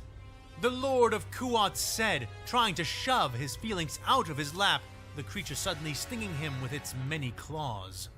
The beast yowled and growled at its master, and, despite his pushing, only sank its claws more deeply into Kuat of Kuat's ornate uniform, drawing blood from the self-titled technician as it slowly, jerkily turned to face him. But what Kuat of Kuat saw when he looked down into the small, furry face of his erstwhile companion was nothing he recognized. The creature's mouth frothing and bloody, the white of its scleras filling with red, its rapidly, asymmetrically blinking eyes appearing rabid and human. Screaming in sudden terror, Kuat of Kuat barely managed to intercept his maddened pet just as it leapt for his throat, swiping the animal out of the air and throwing it away from his central command chair.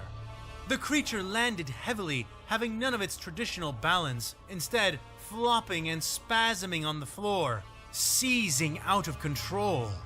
It was only then that the chosen child of House Kuat noticed the chaos slowly devouring his bridge.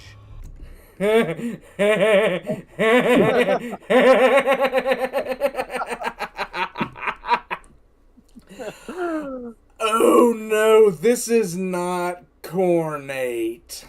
This isn't cornate. Come on, guys. You know you want to pet Tibby here. Give the kitty a pet. It's not chaos. It is not chaos. Wait. The command. I already know what this is. It's based off what the waifu was talking about. This is not chaos. The officers froze at his station, his hands hovering still over his controls, twitching his head once before suddenly falling over, completely limp and bleeding from his eyes and nose. Oh, Two others, this isn't members chaos. of ship security, folded in the same way, suffering spontaneous aneurysms. Yes. Kuat of Kuat barely understood what was happening, but clearly they were somehow under attack. He pressed himself against the back of his chair, hands fumbling with one of his coat pockets as he produced a pill case, which he flipped open. Inside were portable medications for radiation poisoning, general airborne toxins and plagues, lethal proteins, and even a vial of antidote for the blue shadow virus. He dislodged most of the pills into his...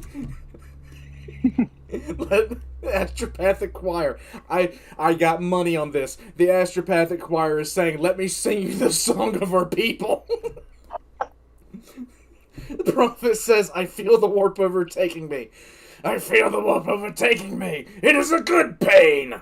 And I'm aware it's not chaos. I was joking. Dragon of Dragon says, oh my god, hive mind on this shit. Dragon of Dragon and Prophet of the Eighth Legion both said at the same time, I feel the warp entering me. My brain. It's a good pain. I fucking love this. Thank you, Prophet. Thank you, Dragon. Let's go. Hey, guys. Guess what?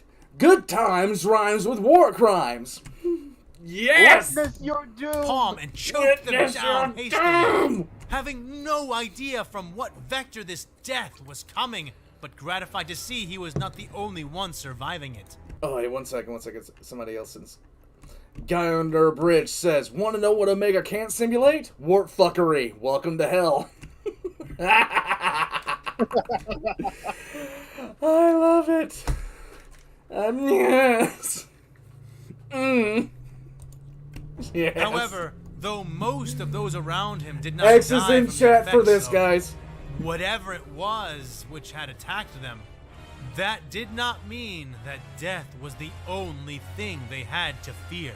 2 more of the 15 remaining console operators fell out of their chairs, not dead or seizing, but laughing and crying uncontrollably, babbling about voices and speaking in a language Kuat had never heard before. Look at this guy right here.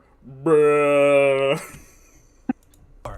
One of his 3 personal guards, who stood just behind his throne, The one stomped bridge officer on forward, the ground drawing is his probably blaster just pistol being and asked from his brutally friend right there, like, executing the 2 "You laughing good, man?" men. No. I gotta back it up a second. Oh, okay. Psycho Kitty. One of his 3 personal guards, who stood just behind his throne, stomped forward, drawing his blaster pistol and brutally executing the 2 laughing men. Now we have commissars. Welcome to hell.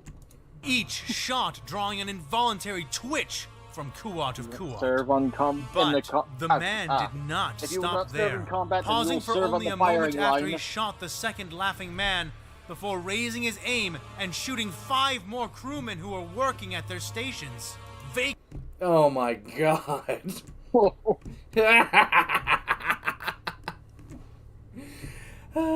I like this. I like Star Wars vs. 40k Latara Sarin. Hobbit says, this is just cheating. Thanks, Hobbit. Vacating their skulls of their contents with the superheated plasma of his weapon. He moved to shoot a 6th, but missed, his left hand suddenly reaching out and gripping his right, jerking the shot wide. By then, the other 2 members of his personal security had reacted, blasting the rogue guard with stunning shots. The wide circle Squad broken! zapping and knocking the crazed man unconscious. What is happening? Somebody tell me what is happening! Where are the tanks? Where are the bloody tanks? Kuat of Kuat demanded in the growing panic which was subsuming not only him, but all the surviving crew on the bridge.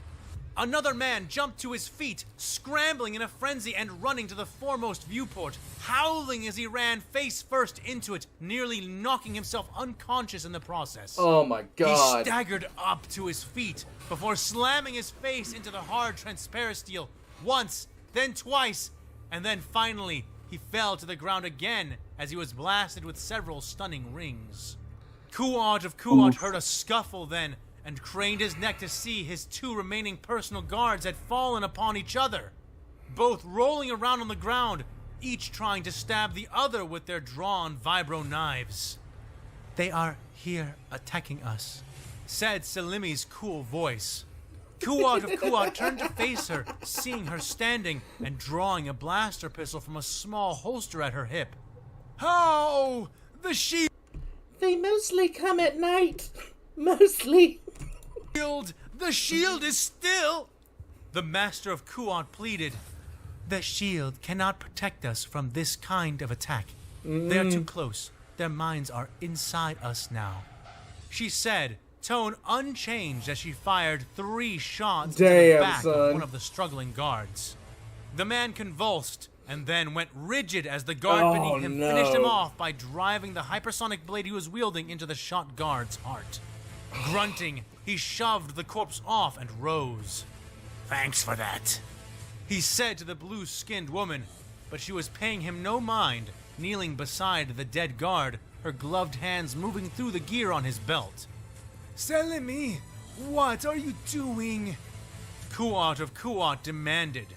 She stood and looked at him, cold, dispassionate, one eye seeming like it always had, the other eye wild, bloodshot, and the wrong color. She raised a grenade she had taken off the guard's belt, finger hooked through the pin. "They are inside our minds. I need to get them out," she explained, her calm demeanor collapsing as she yanked the pin free, holding the explosive in her hand out in front of herself. "Sir, look out!" the guard cried, tackling Kuat of Kuat out of his chair and covering his body with his own. Even so, the result... Remember, kids, it can always get worse.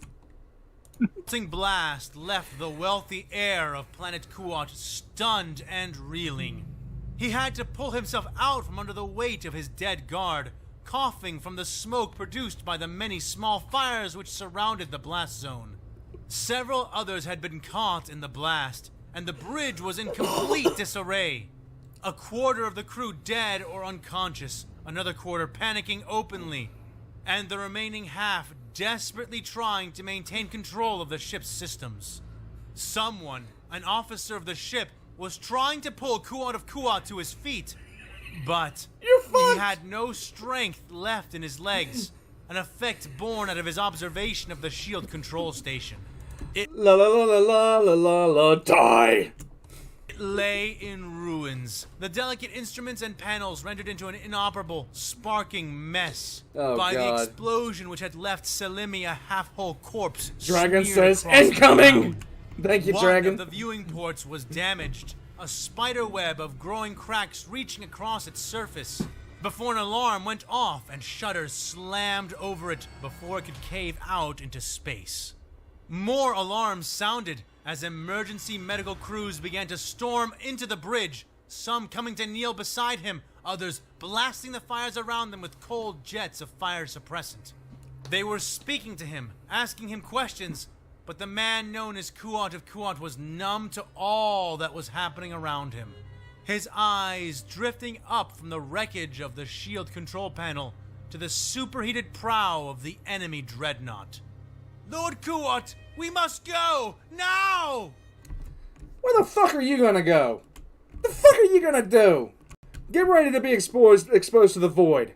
The officer was yelling. Is it too late to Kuat bust of out the Kuat violin? did not heed him. Whoa. Hey guys, how's your health plan? Simply watching with listless Apparently eyes it's as the great. shield wall around the head of the Imperial vessel finally frayed and burst apart. Watching the hand of fate descending mercilessly, something suddenly occurred to Kuat of Kuat, and he found the strength to stand, hauling himself up with the help of the nearby officer. but he did not join the man in his futile attempts to escape the inevitable. Instead, he ran back to his command chair, finding one side of it ruined, but the other side, his left side, still being intact enough to work. He began to frenziedly tap out his final systems command, his lithe, professional fingers speeding as the bridge darkened. The light of the nearby star now entirely obscured by the falling head of the Imperial vessel. He jammed the final sequence key, and did not even have enough time for a grim sense of accomplishment. As the bridge and center of the enormous Mandator 2 was penetrated by the brutal warrior flagship of the fanatic Imperials. His body sucked towards the sudden cracks in the hull before being pulverized into atoms by the impact of the ram. All around them, the Republic task force which had been sent to destroy or delay the Lord Admiral's battle group began to break and scatter as the heart of their smaller fleet was bored into and the back of the Pride was broken on the knee of Imperial savagery. Above Axum, the sky began to burn. But the world itself was roasting in its own right, and it burned too brightly for most to take notice of the sky's blossoming wounds. Forces from all over the planet were converging on the destined field of slaughter, descending like ravens to scavenge carnage from the infernal final stretch which led to the gates of the Basilica of Salvation. As the bones and blood of spaceborne hulks began to ignite, streaking like fell omens across the day sky of Axum, the canoness of the Emperor's most faithful girded her ancient body for war. Withered limbs slid into armor, frail bones became supported by ceramite. The Sisters of the Order bowed as she rose, a paragon in truth and dressed as such. The thick, mechanical limbs of the war suit creaked and came alive, the machine's spirit within marrying itself with her own, one never whole without the other. One of her daughters, Leandra, kneeled directly in her path, her head bowed low, her arms raised up, and held in her open palms was their sacred treasure. The ancient warrior took her old weapon and raised it high, the light of the Tabahaiv illuminating them all like the dawn's sun. Sacred sword in hand, her daughter now stepping aside, Canoness Ishtara Ordain stepped with mechanical might towards the towering golden gates. Those enormous, elaborate constructs which had weathered every attack, every single volley of fell artillery fire, cracked and swung open at her approach, as if even that bulwark could not stand to lie in her path. The burning, screaming battlefield greeted her and her fellow brides of the Emperor. Without fanfare or words, the sacred matron stepped beyond the threshold, her entire order of faithful warriors following in her wake. And then, something more, heralded by a titan's roar. Some sisters spun to look, others even dove for cover, but Ishtara's faith was unyielding and her charge was unbroken. Even as the shadow of a leaping Knight Preceptor eclipsed the sun over her head, the mechanical soldier landed 30 paces in front of the canoness, quaking the streets and towers around them as it did, rising and charging like an avatar of the Emperor's own wrath. Grinning grimly, Ishtara accepted the challenge. Swords raised against a sky wounded with lines of fire and temporary artificial stars. They charged into the fray, blades and flames singing in the wake of the roaring night. Let me sing you the song of my people. Oh, god damn it! Ah, there. It's over now. But yeah, I was about to say, like, Grandma is not gonna bake you any cookies anytime soon, and instead she's gonna open up a can of whoop ass on these heretics. Grandma's coming to whoop that ass. Grandma's coming with the express purpose of picking a switch to whoop that ass. Grandma has no fucking mercy.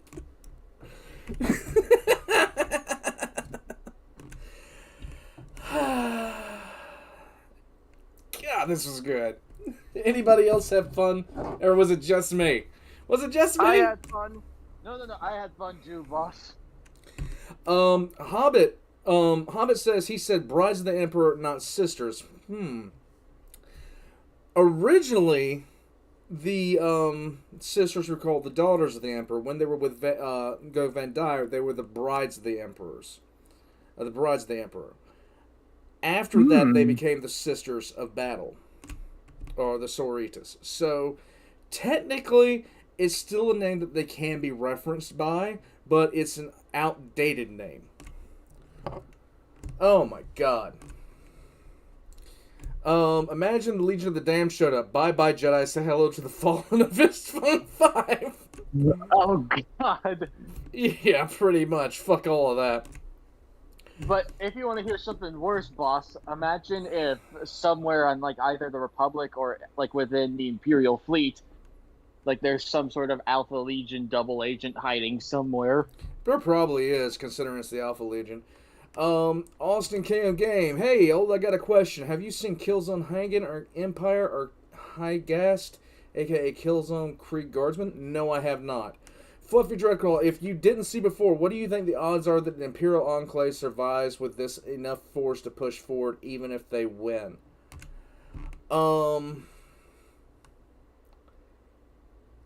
It's going to be a Pyrrhic victory in any case, but the difference between the two, this is if the Republic loses this badly, it's going to take them a while to form another response.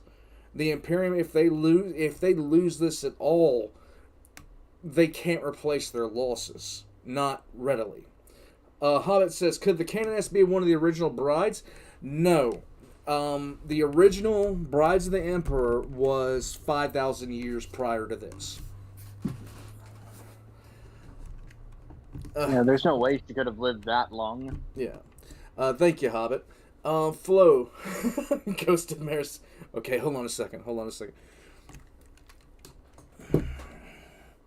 Get my Ferrus Manus on. You are weak, Jedi. Damn, if only I could see that. Maybe later. There you go. Oh, yeah, when you realize this is only half of the Armada. Yeah, and it's not even half of the Imperial Armada, too. I'm trying to figure out exactly how much of the Imperial side this is, and I'm not really sure how much it is. I was gonna say, and again, like, literally no Space Marines in this fight except for Safran, who's already dead. Yeah, Space Marine Librarian. Eversource let loose anywhere is fun. Yes, fun times do rhyme with war crimes. Let's see.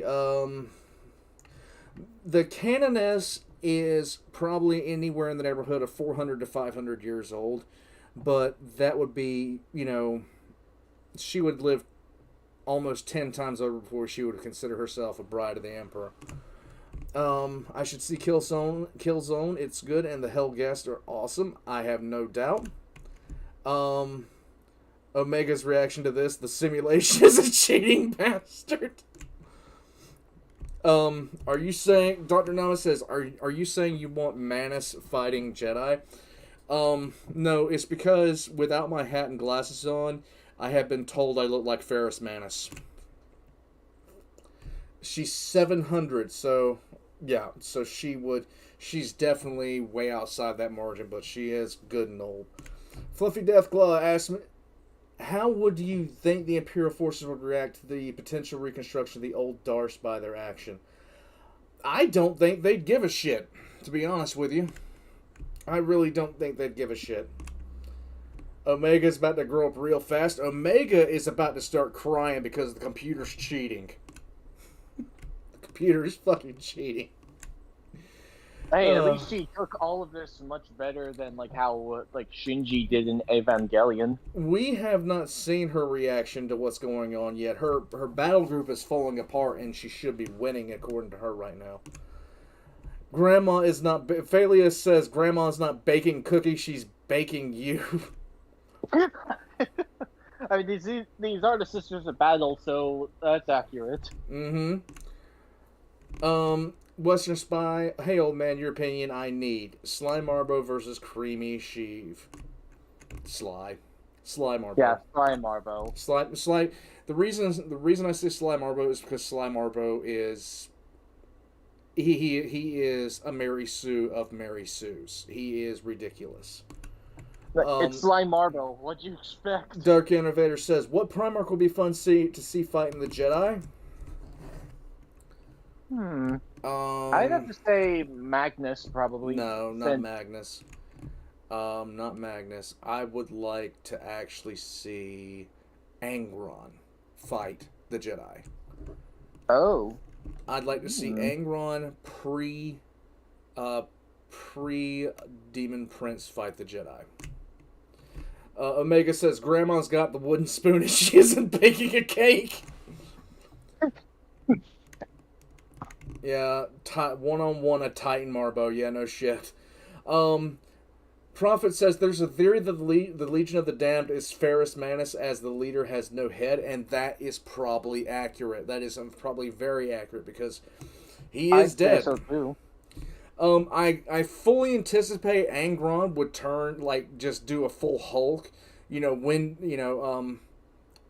Windu would be standing down there, it's like, the Force is and everything, and then he get his, like, leg pulled out from under him and then get done like Loki did by the Hulk. Yeah. Oh, also a question from me, boss. Who do you think would win the fight? Like a Contemptor pattern Dreadnought or an ATST? Because if we're putting up... Contemptor. We're, like,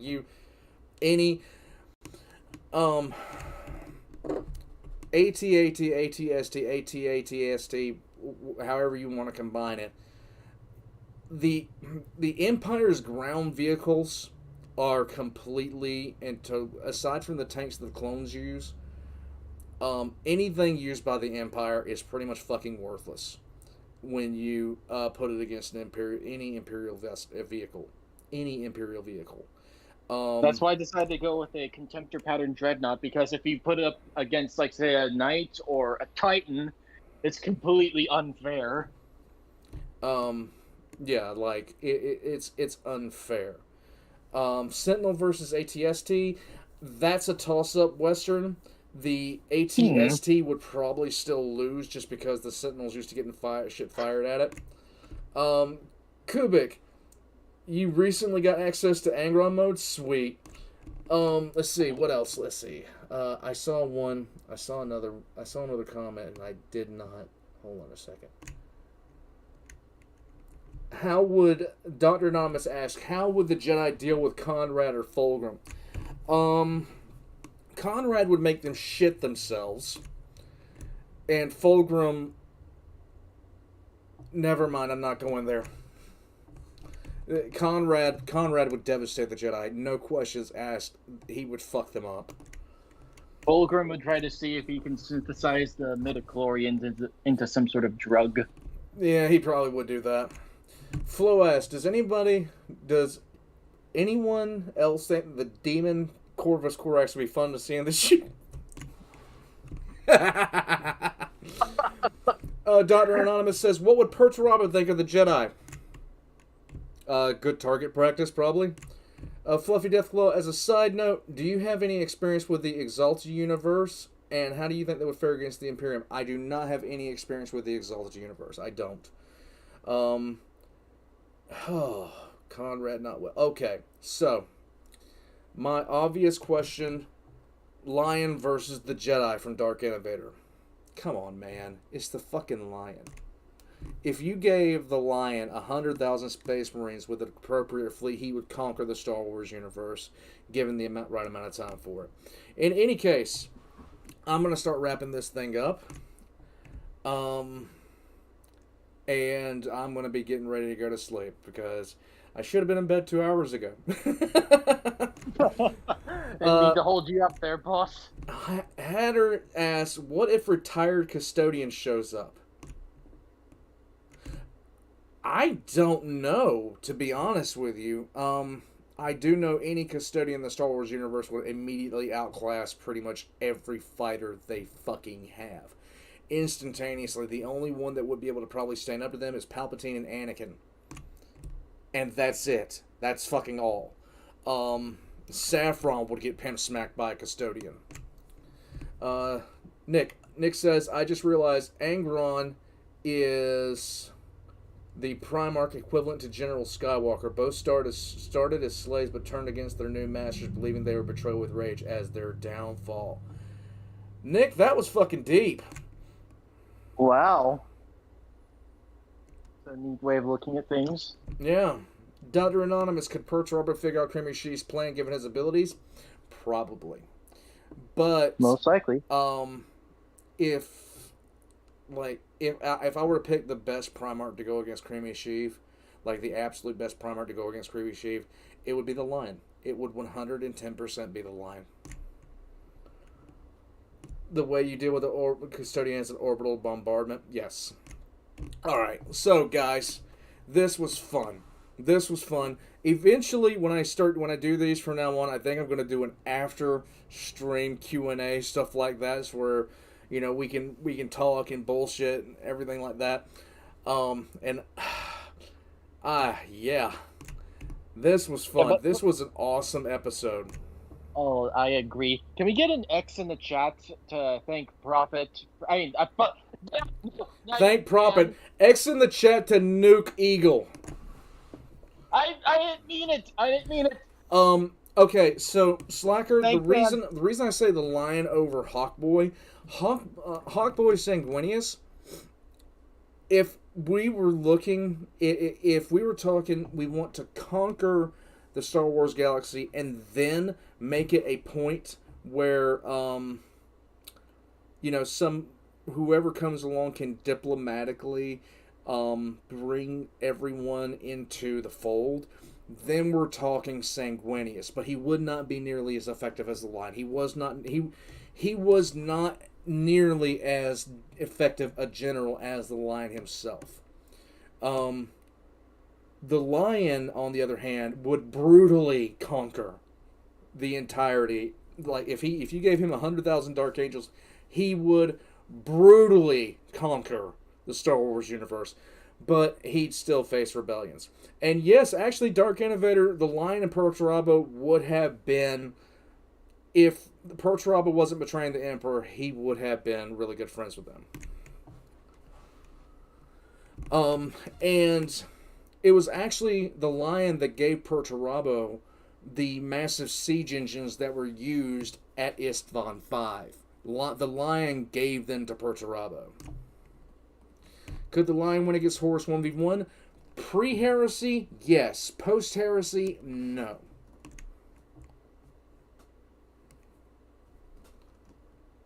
What do you mean, not Horus? Lion is one of the best Primarchs for dealing with warp shenanigans. He is legitimately the best. Horus, Dr. Anonymous, was Horus Horus would be the one that you turn to do every. Horus was about the same as the old, like what I. Horus's primary thing was his pure charisma. He had an impressive tally of victories, but that was more due to the fact of the Ragdan Zenocides, what happened there when he took the lead away from the Lion, because the Lion actually surpassed Horus's Legion in terms of victories and was well on its way to continuing that trend. Yeah, pretty much. The Lion 8 Chaos Bonds. Okay, the Lion was the absolute best. Yeah, after all, like when Kairos Fateweaver went to approach the Lion to get him to join Chaos, he couldn't think of a single thing to say that would get him to join Chaos. And that guy can see both the past and future simultaneously. Yeah. And then the lion impaled him with his big old lion sword and then said to him, "Did you see this coming?" So, Doctor, vanished his ass. so Doctor Anonymous, the real, when the Horus Heresy was going on, the Dark Angels were rapidly becoming the best legion. They had the most legionnaires. They were rapidly becoming put in that category. And then an event called the Ragdan Genocides happened, which involved the Dark Angels, the Death Guard, the Space Wolves, and at least one of the two legions that have vanished completely. The results of the Ragdan Genocides were catastrophic. The Ultramarines took the position of the highest number of Space Marines after 90,000 Dark Angels died in the Ragdan Genocides. The Death Guard was so depleted that they started accepting recruits from other worlds other than Barbaros. The Space Wolves were equally impacted. Now, Horus at the time, he had spent his time with, the Emperor, everything else like that. He was not involved in the Ragdan Genocides. And when all those legions got impacted by that war, his went on to conquer huge swaths of territory. And that's when he really, that's when Horus's Lunar Wolves really got the reputation. And they deserved it because they had done this massive segment of conquest. They had done this huge series of conquests, everything else like that. But that wasn't the reason that Horus got picked as War Master. The reason Horus got picked as War Master was because he had certain personality characteristics that the Lion did not. The Lion was not a charismatic leader. He was not a consummate diplomat. He was a terrible diplomat. He was a fucking awful diplomat. He had these things about himself that were just... He was a general. He was not a statesman. He was not a politician. Horus was a consummate politician and an excellent general. But if you're looking at the best general out of all the Primarchs, if you just tossed him on a battlefield and gave him, his troops and told him to go, he would literally win every single time. Now, Horus's Legion was outstanding. But if you're talking... who was the best Legion, who had the best general, that was Lionel Johnson and the Dark Angels. Horus was the best overall for that regard. Yes, like Super Saiyan Diaclonius said, the Lion had the emotional range of a rock. I get it. Like, at one point the Lion was on the flagship, and he started talking to one of his sons. And generally, if you said something that upset the Lion, you got sent back to Caliban. And he's sitting there talking, and he says something to one of the Space Marines, who literally looks at him and is sitting there, just staring at him for a few seconds, wondering if he's about to get sent back to Caliban because he just said something to piss off the Lion. Until the Lion says, "Yeah, I was just joking with you. Don't worry about it, son." Pat, pat, pat. And you just like, yeah. Yeah, and let's not forget what he did to his chaplain Nemiel when, Nemiel tried to remind him about how he broke the Edict of Nicaea by using psychers. Yeah. Dr. Anonymous. That's why I say the Lion. Now, if you're looking for the second best general, that's Horus. The second best overall generals. Okay? Best Primarch generals other than the Lion. Okay? So let me break that down real quick. If you're looking at sieging, you want nobody else other than Perturabo. You want Perturabo flat out. He will get you in there. If you're looking at defense, you want Rogel Dorn. Flat out. No ifs, ands, or buts. If you're looking at war, to have a fast war, to have an absolute speed war, you want Horus. Jagatai? No, Oh. you want Horus. If you're looking for a war of maneuver, you want Jagatai. If you're looking for a war where legitimately you've just got to basically like pound a battlefield into dust, you want the Death Guard. You want the Death Guard in Mortarion. Each one of the Primarchs excelled at a particular kind of warfare. Each one of them did. Like I said, so let's look at them like sequentially here. Fulgrim's Legion specialized in battle plan, specialized in perfect planning prior to engagement. Perturaba was siege warfare, up, down, left, right, and to the side. Jakatai Khan was maneuver warfare. He was better at it than anybody. The Space Wolves, frontal assault. And also Dorn. anti-Astartes warriors. Dorn, fortification and defense. Conrad Curse, terror tactics. And psychological warfare. Or wait. Conrad Curse, so Horus would attack a planet and he would have a low body count of a couple of thousand to a couple of 100,000, and he'd get the entire thing to surrender. Conrad Curse would kill less than 200 people and literally make the entire system surrender. That's how powerful Conrad Curse was with it. Blood Angels. Blood Angels were a kind of a straight up... They were... Strangely enough, they were almost berserkers. Their thing was mobile warfare.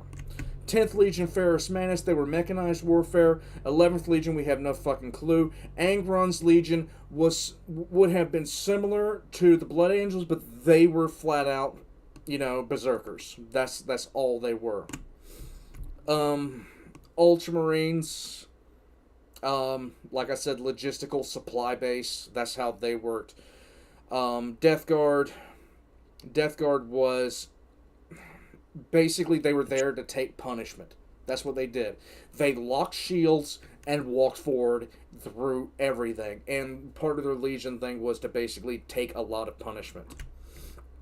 Had they stayed loyal, I feel like the Death Corps of Krieg would have gotten along very well. They would have gotten along famously. Warriors and Yeah, they would have gotten along famously. Magnus's Legion was the most effective Legion by numbers. They were the most effective Legion by numbers, and their entire thing was psychic. Their entire thing was psychic energy. The Word Bearers, once again, they were kind of an omnidirectional thing, where they were kind of omnidirectional in terms of their approach, but their main thing was, conventional warfare. That was all you can really say about them. My brain... You kind of skipped over like the Lunar Wolves / Sons of Horus. Yeah, well, the Lunar Wolves were decapitation strikes. Short, okay.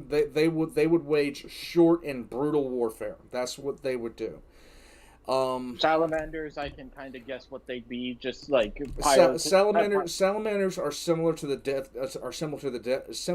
Death Guard, only they use flamers.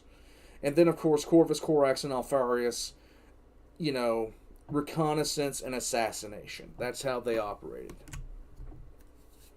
Seems about accurate. Now, the Lion, the World Eaters were berserkers, Declonius, flat out. They whatever tactics they would have used. Originally, they were the Warhounds, and they seemed to excel at night operations, but once Angron took control of that Legion, he fucked it over completely. I mean, he fucked it over completely. And there was, like, the Death Guard before they were the Death Guard, like, the Dusk Raiders, who attacked the Dusk Raiders. Yeah, the Dusk Raiders would attack, Dusk. And the Warhounds were brutally efficient. They were brutally efficient. But... something about with the Dark Angels were versed at everything, but they were masters of nothing. If you who's the best at frontal assault? If you listed 4 legions, you're going to say Dark Angels. Who's the best at siege? If you list 4 legions, you're going to list Dark Angels. Who's the best at decapitation strikes. If you list 4 legions, you're going to list archangels. If you're talking about mechanized warfare, same thing. If you're talking about psycho warfare, same thing. It's the same thing all the way down the list. And when you have a legion that's in the top 4 of every single major category, they're going to win if you just drop them on a random battlefield, where another legion will lose. Like, you can, if you drop the wolves onto a planet that was defended by the fists, like, well, no, if you drop the wolves onto a planet that had a major fortification on it, the wolves are going to take more losses than the lions would. Yeah. Warhounds are basically like Templars. Any case, I'm going to shut up because I said I was going to sleep 20 minutes ago, and I'm not there yet. So, get your sleep, boss. I know.